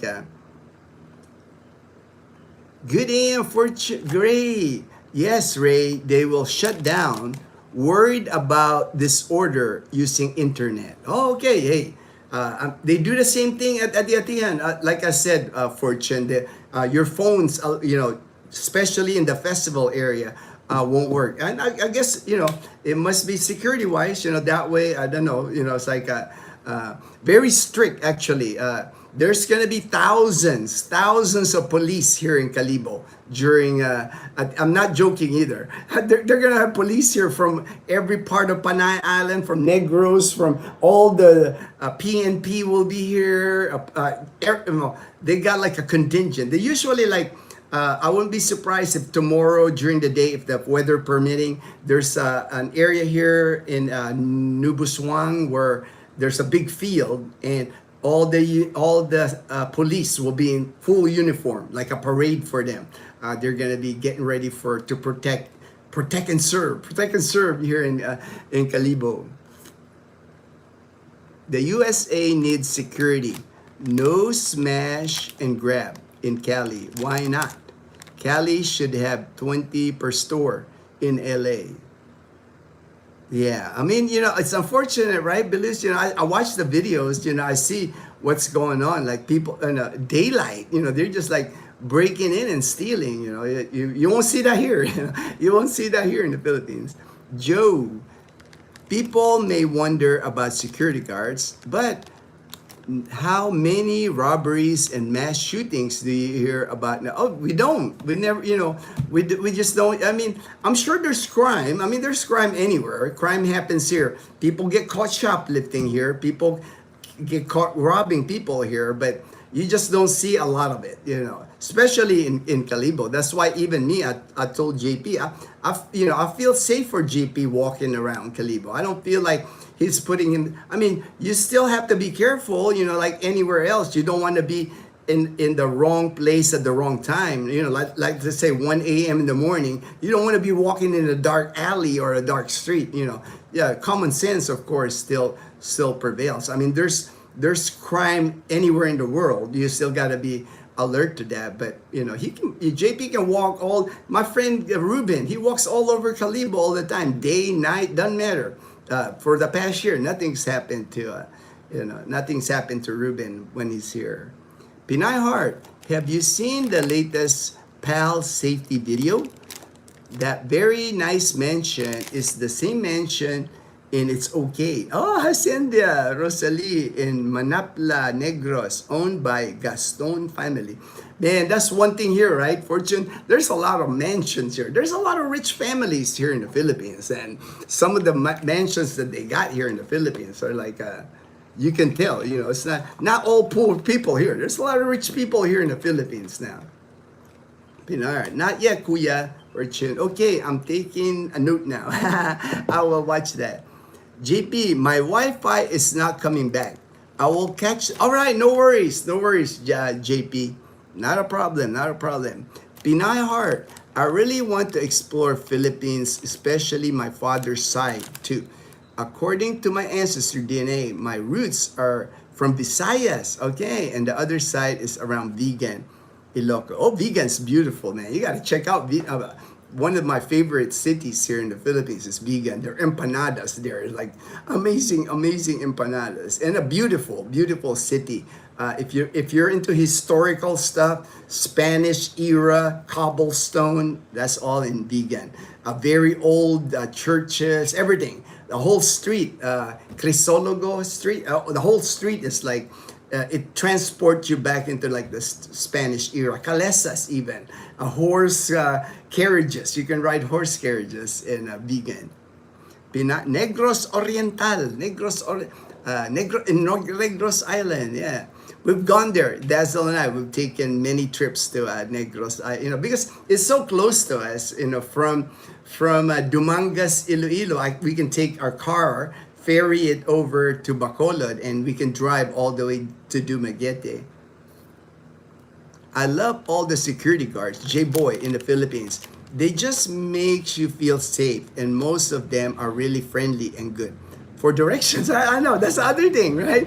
If you're in the mall, like J-Boy is saying, if I'm in the mall at SM City, you can just ask a security guy, Kuya, where's Burger King? They'll tell, oh yeah, third floor, go use they know everything about the mall. It's like they're like better than the information, the TV with all the information of the different stores at the mall. You ask a security guard, boom, they'll give you good directions. Okay, JP Pinard. And It's Okay, the flower garden scene is in foundation. Oh, I know. I saw Siliman. I don't know if I don't recall foundation, but I do remember Siliman University right there in front of the boulevard. I showed that a little bit on the video when we were in Dumaguete. The hospital is in Antulang Beach Resort. The art that showed Welcome to Maravida is in Darwin. Yeah, Darwin's, man.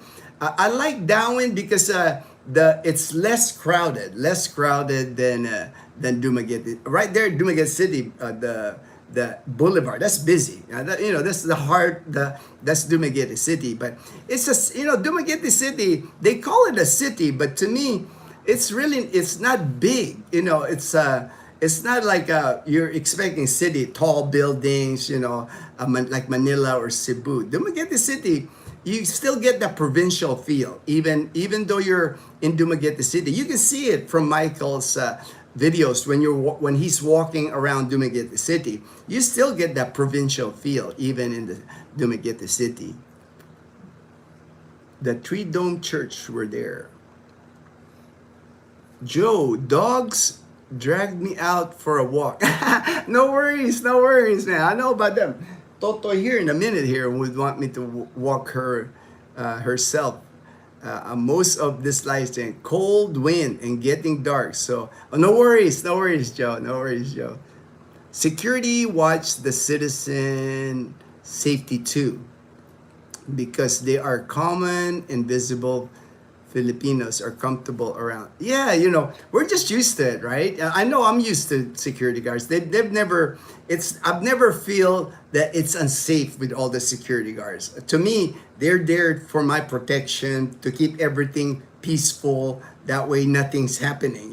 That's what we want, right? When we're out and about, especially in the city, when you're shopping at the mall, you don't want stuff happening, people fighting, or you see people getting robbed. You don't want to see that. J-Boy, Pinay Heart, your ancestry, halo halo, halo halo ancestry. Just to let everyone know that not all security guards are armed, depending on the type of work and level of security. All right, thank you. That's why on even this comment, people were like on this post, people were like commenting like they don't have bullets, on their, but I don't know that. I don't know. It's like Castaway Drip. Security guards definitely multitask here in Dumaguete, and they are amazing, nice people. Yeah, they have, you can tell, like, even the security guard, even here in our community, they show a lot of pride in their job. They're well uniformed, creases, almost like a military with their uniform, and they take a lot of pride. They're more than just like the guy that racing the boom, to get your car in and out. They're, like I said, they do the mail in our community. They do checks. If there's an emergency, they got like a pouch, like a medical aid emergency. They get trained. They get trained on CPR. So they do a lot more than just being a security guard. They're so nice and polite to me here. Very respect. Always. I know, right? Sa fist bump. Always say, kuya. Fortune was a political rally, was in Silay City, Negros Occidental. Negros has many mansions like Haro, Iloilo, with sugar barons. Yeah, that's what I remember the most about Negros Island. Driving through Negros Island was the amount of sugar cane, the amount of trucks, World War II type big trucks, stacked like 15, 20 feet high with like raw sugar cane. Just tons of them on the road. Just sugar cane falling off the truck even. You gotta like dodge the sugar cane while you're driving. That's what I remember most about driving in Negros Island. Lots of sugar cane. J-Boy, according to my 23, in me, I am 98% Filipino. All right, 98%. All right.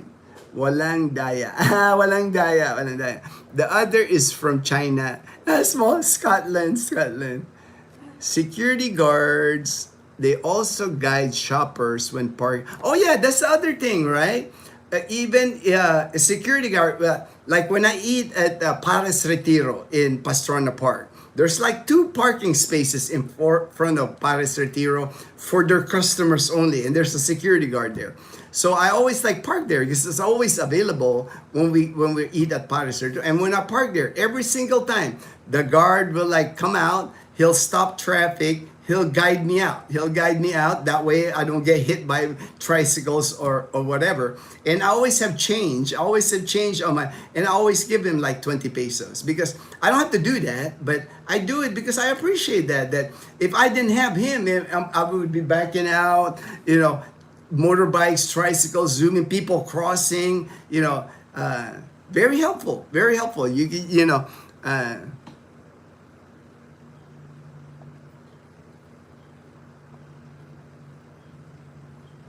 Edgar. All right, Edgar. Good morning, Edgar. Security guards are good to foreigners. It's the Filipinos that they watch and search the hardest. I'm sure.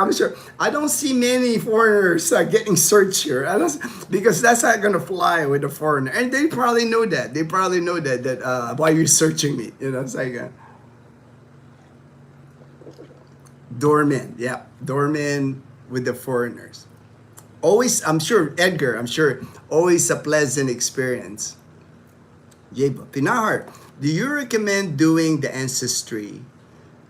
I did mine because I'm trying to find out my biological mother. Unfortunately, I found relatives on my father's side. It's hard to find on the mother's side. It's really difficult. Oh, okay, man. Fortune, expats have discovered Iloilo City. For sure. For sure, expats have discovered Iloilo City. I know that, man. Every time I'm in Iloilo City now, yeah, everywhere. Expats are everywhere in Iloilo City. Better to renew in Calibo. Yes, yeah, even Michael, he's mentioned that to me before. He always does it in Calibo. No line, 5 minutes, 10 minutes tops, you're in and out of there. But I'm sure he probably had something going on in Iloilo and decided to renew it there while he was in Iloilo. Only Panay Posse will end up in Calibo. Never aligned. You can ask Edgar. I'm sure in a minute here, JP will find out. And every time I take a person to renew their tourist visa in Calibo, there's no line. You're the only one. You know, it takes, like I said, 5-10 minutes. Basically, you pay the fee, they stamp you, give you your receipt, you're out the door, out the door. Right. We give them small tips. Yeah, we give them small tips. Yeah, that's.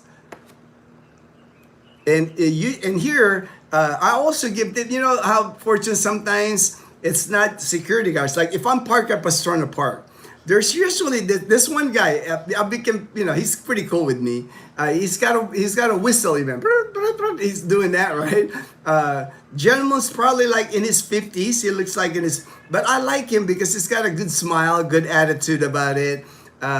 He helps people like back out, because if you don't have anybody helping you to back out your car, for if you're parked up a Pastrana Park and you got to back out, the cars ain't gonna slow down for you. They're not, you know, the tricycles, motorbikes, people coming on the wrong direction. It's always better if there's somebody guiding you to come out of your parking spot and move out. And the same thing, you know, the guy, he's got you hear him always with this whistle. He's doing that. He's like guiding me, and I'll even give him a fist bump, and I'll give him money. I'll give him like 20 pesos. Hey, salamat kuya, and I'll get a fist bump. So now he knows me, you know. Even when I'm walking up Pastrana Park when I'm filming, he's like fist bumping me. Hey, what's up, bro? You know, he's doing that to me.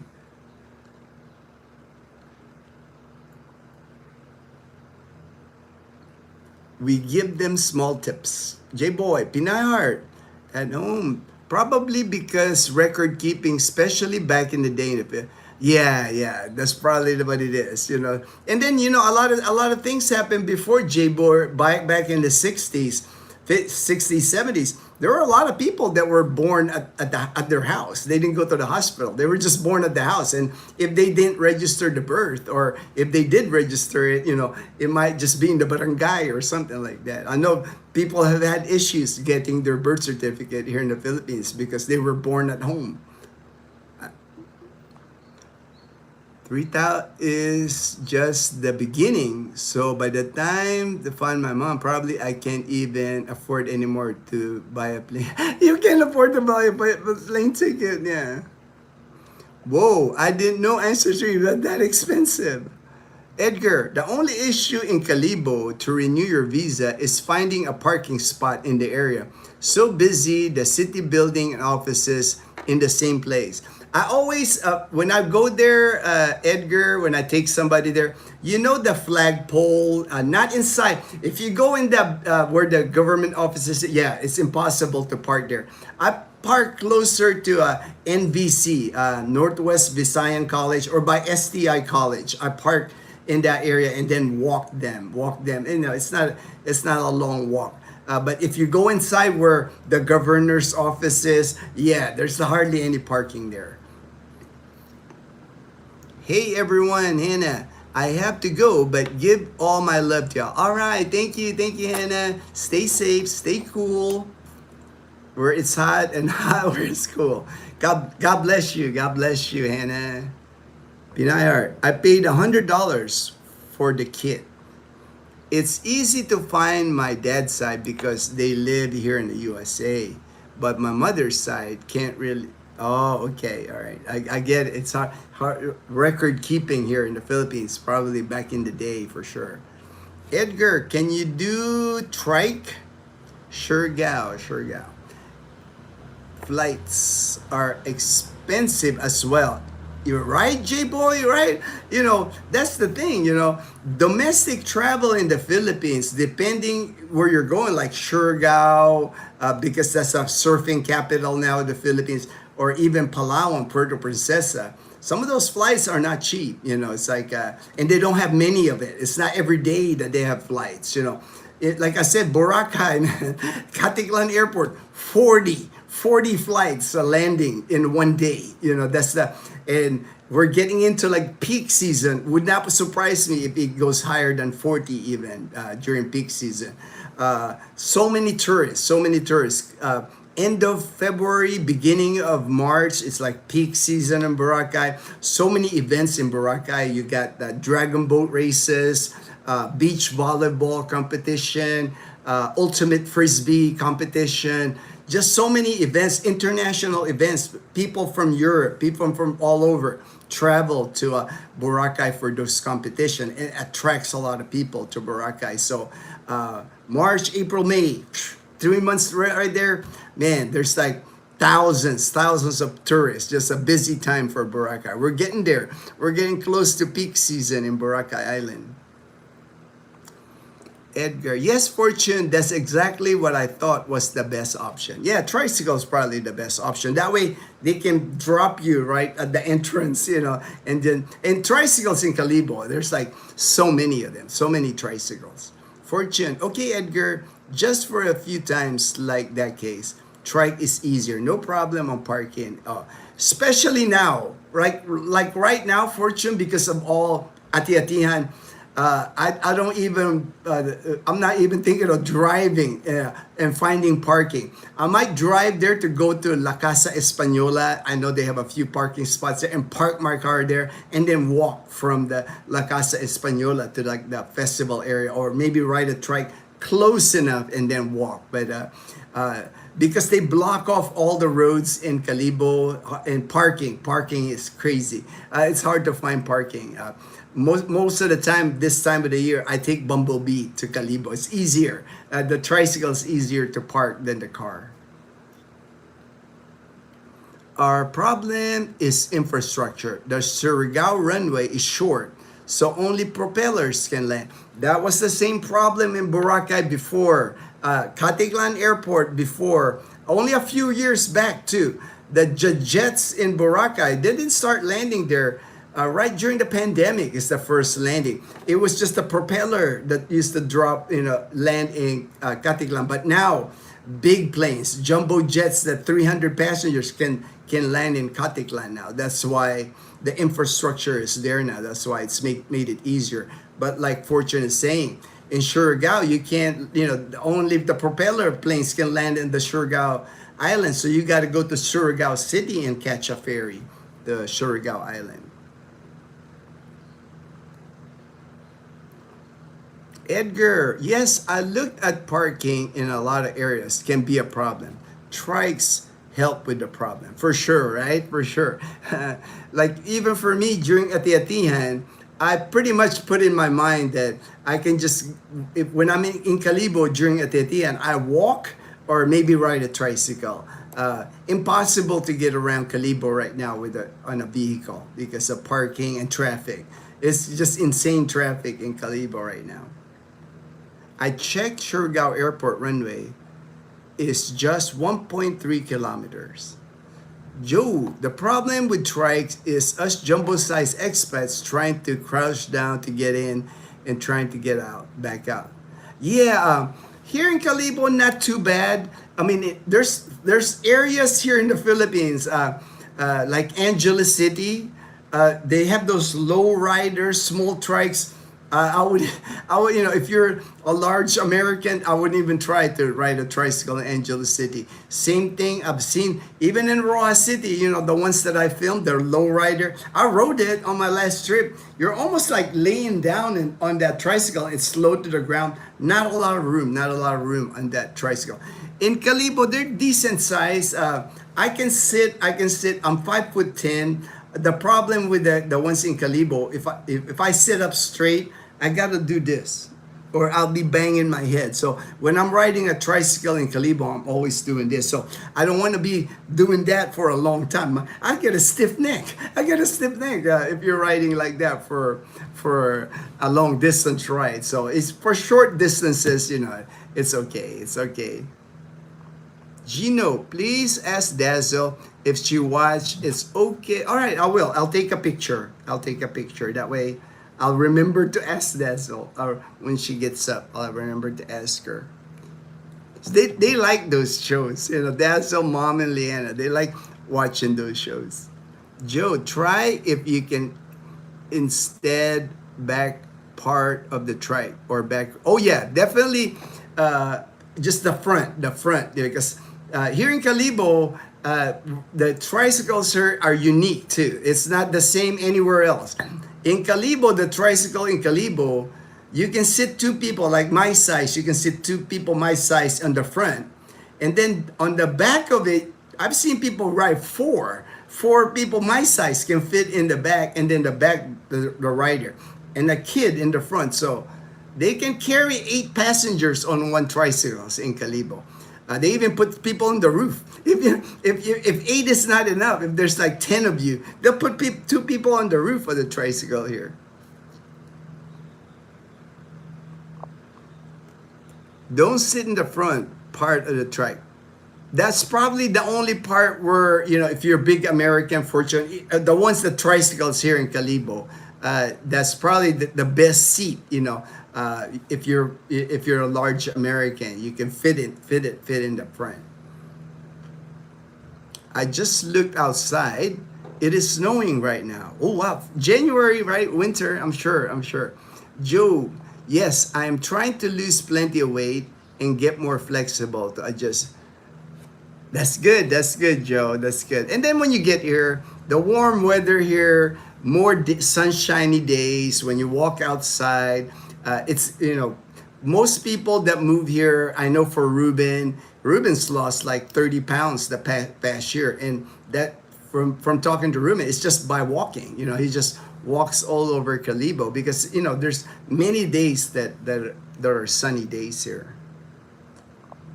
J-Boy, record keeping was really a problem for sure. Before 3rd year high school, I have been writing my name in a different spelling. Oh, okay. J-Boy, LOL.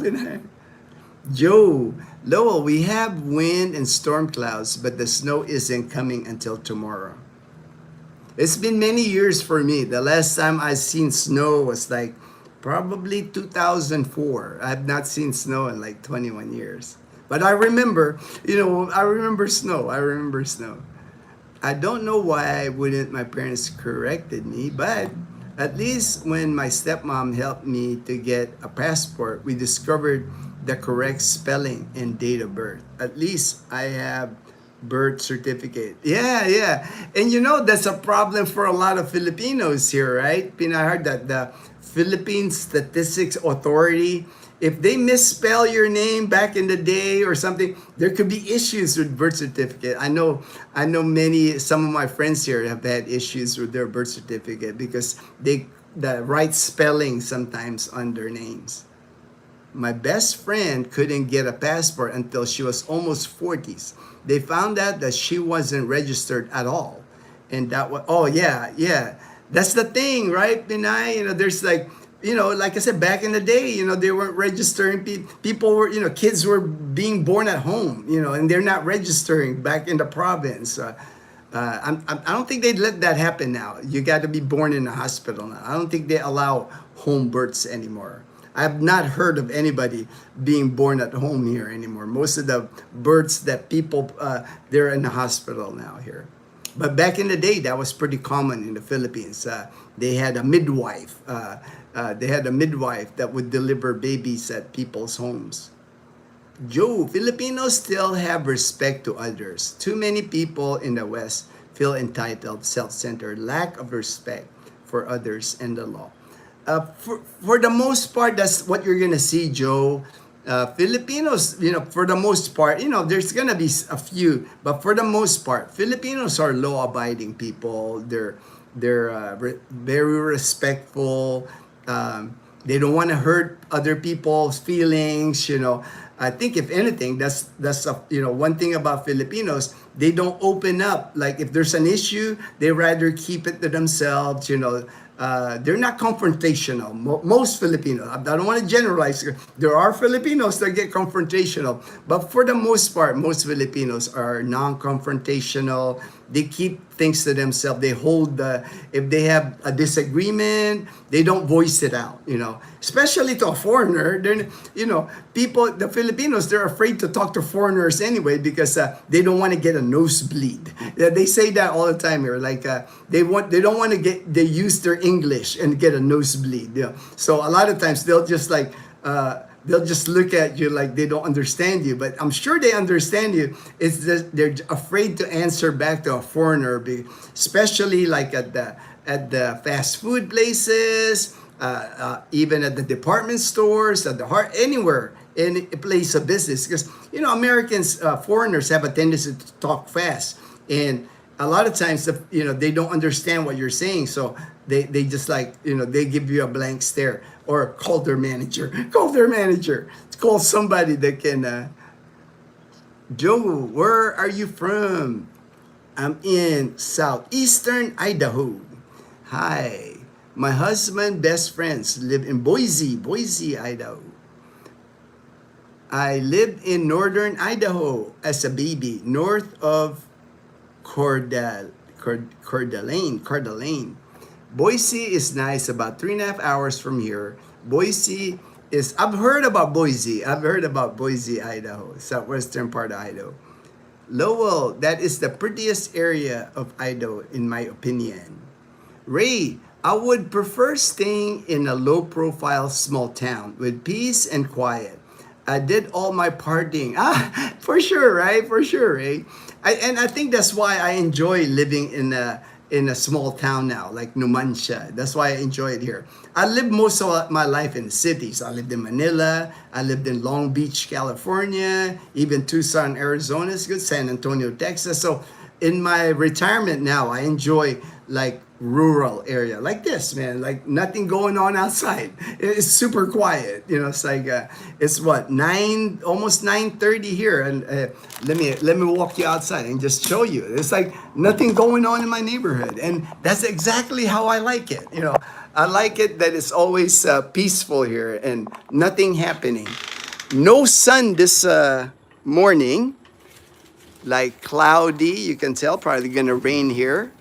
There's Bumblebee, our tricycle. There's our Toyota Wigo. But look at my neighborhood. It's like 9:26 here and quiet. All I can hear is birds. There's no stray dogs here. I don't hear no roosters. Very peaceful. Every day is just like this. That's why I like it here. Like after the live stream here, I'm gonna walk my dog. And that's why I enjoy it here. I like the peacefulness of our neighborhood. There's many neighborhoods like this in the Philippines. Don't believe the hype when people tell you, oh, it's noisy in the Philippines. It's tricycles, loud tricycles, dogs barking everywhere, roosters everywhere. You just got to do your research, man. You just got to find your place.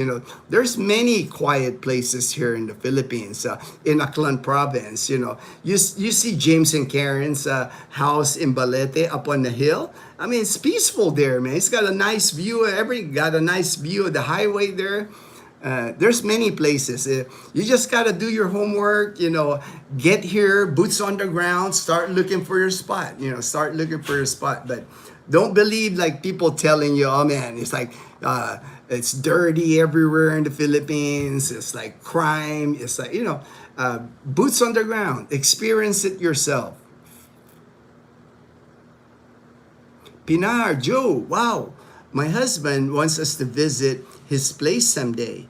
That's good to know. Oh, nice. I wish I had made it to Idaho, that area, Wyoming, those kind of areas in the U.S. before I left the U.S., man. I didn't get a chance. Most of my was in Arizona, California, Nevada, New Mexico, Texas, Louisiana. Most of my places I lived in the United States was in the southern part of the United States. I didn't make it up to the northern part of the United States. No bullets. Do you feel lucky? Do you? No bullets. Do you feel lucky? Yeah, that's what they say. And I'm not gonna ask the security. Hey, you got bullets in there? I'm not gonna ask them. It's like I have not heard any security guard abuse their power with their weapon. As far, yeah, you don't hear. You don't hear that. This is why we are so comfortable with them, even when they are holding their, to me, like I said, they're just keeping the peace, making sure nothing's happening, keeping everything organized, especially if there's a long line involved, like at a bank. Before a bank opens at 9 a.m., usually there's a queue already of like 20 to 25 people ready to go in the bank. So what does a security guard do? He'll start the line, he'll start passing out numbers to people waiting in line for the bank to open. So even before the bank opens, you already have your number of like your turn when you get inside the bank. I guess there's everything in order. That way, there's no, hey, I was here first. It's like, hey, you're kind of in line. There's none of that happening. This is why we are so comfortable. Yep. Jolo, hey, God bless. God bless. Hello from Angeles, Pampanga. Hello there. It's from Angeles, Pampanga. Joe, the attitudes of Filipinos and how they interact and treat others reminds me early years of my life when the community was family and life was good. I feel that here, Joe. Like for me, when I take Leanna to school, then I'll pick her up later, right? Before 4, I get a park, either Bumblebee or a car. I'll wait for Leanna, and while I'm waiting there, man, I'm talking to like the crossing guard. I'm talking to other parents. I'm talking, to me, that's how I remember people, right? People used to be like that. People used to like, hey, how you doing? How's your kid? People are just like that here. And I, from hearing from other people now, moving here, it's not the same anymore. There's just so much division, in America or where that's why they're moving here. There's just so much, people get triggered by little stuff, right? They get upset about a statement from a person. Next thing you know, they're like, I don't like you anymore. I'm friending you. We're not friends anymore. Here in the Philippines, you don't get that. People aren't big on politics here. There's politics here, I'm sure, like Filipino politics. I know there's 2 parties here, several parties, but people don't really discuss it. Like even my Filipino friends here, my classmates that I went to college, like I've said so many times, they're not worried about the politics here in the Philippines. Man, they're just trying to survive. They're just trying to do their job, work, provide for their family. That's all they're trying to do here. The stuff that's going on, politicians, corruption in politics, man, a lot of people here don't have time for that. A lot of people here, it's hard enough to like just put food on the table. Going to work on your 9 to 5, or a lot of times 10, 12-hour days of working. Daniel, Pinard, that's a world of difference than the USA. Good morning, Ernest. Good morning, Ernest. Pinard, I remember a senator in the Philippines questioning aviation agencies about why local flights cost more than international travel. I'm curious if there has been any progress on this. I have seen that. That's what happens, especially Pinay Heart, when you're in a bind, like you're in a hurry to get from, let's say you want to get from Angeles City to Calibo or Angeles City to Caticlan, and you got to be there tomorrow. If you didn't have time to reserve it, some kind of emergency, your ticket's going to be expensive. You're not going to be able to get and that's what happens a lot of times. A lot of times, there might be a flight from Angeles City to Calibo or to Caticlan tomorrow, and you're in a bind. It's an emergency, a family emergency. You got to be in Caticlan, right? It might cost you 5,000, 6,000 pesos because it's spur the moment. That's the only thing available, and you might even have to fly to Cebu first and then to Caticlan. So you end up paying 5,000 or 6,000. But I can fly from Iloilo to Singapore or Thailand if I reserve it way in advance, if I reserve it 3 months or 4 months for 10,000 pesos round trip. So it is. It's cheaper for me. That situation is that's what happened. It's not because it's a normal. If it's a normal, you have like a month in advance to book a flight from Manila to Katiklan. You're gonna pay normal rate, probably in the 3,000 rate. But when you get in the bind, when it's that emergency, you gotta jump on the plane the next day. Yeah, you're gonna end up paying a premium. Same thing if you're flying to Thailand or Singapore. If you want to be there tomorrow, the prices are gonna be higher, of course.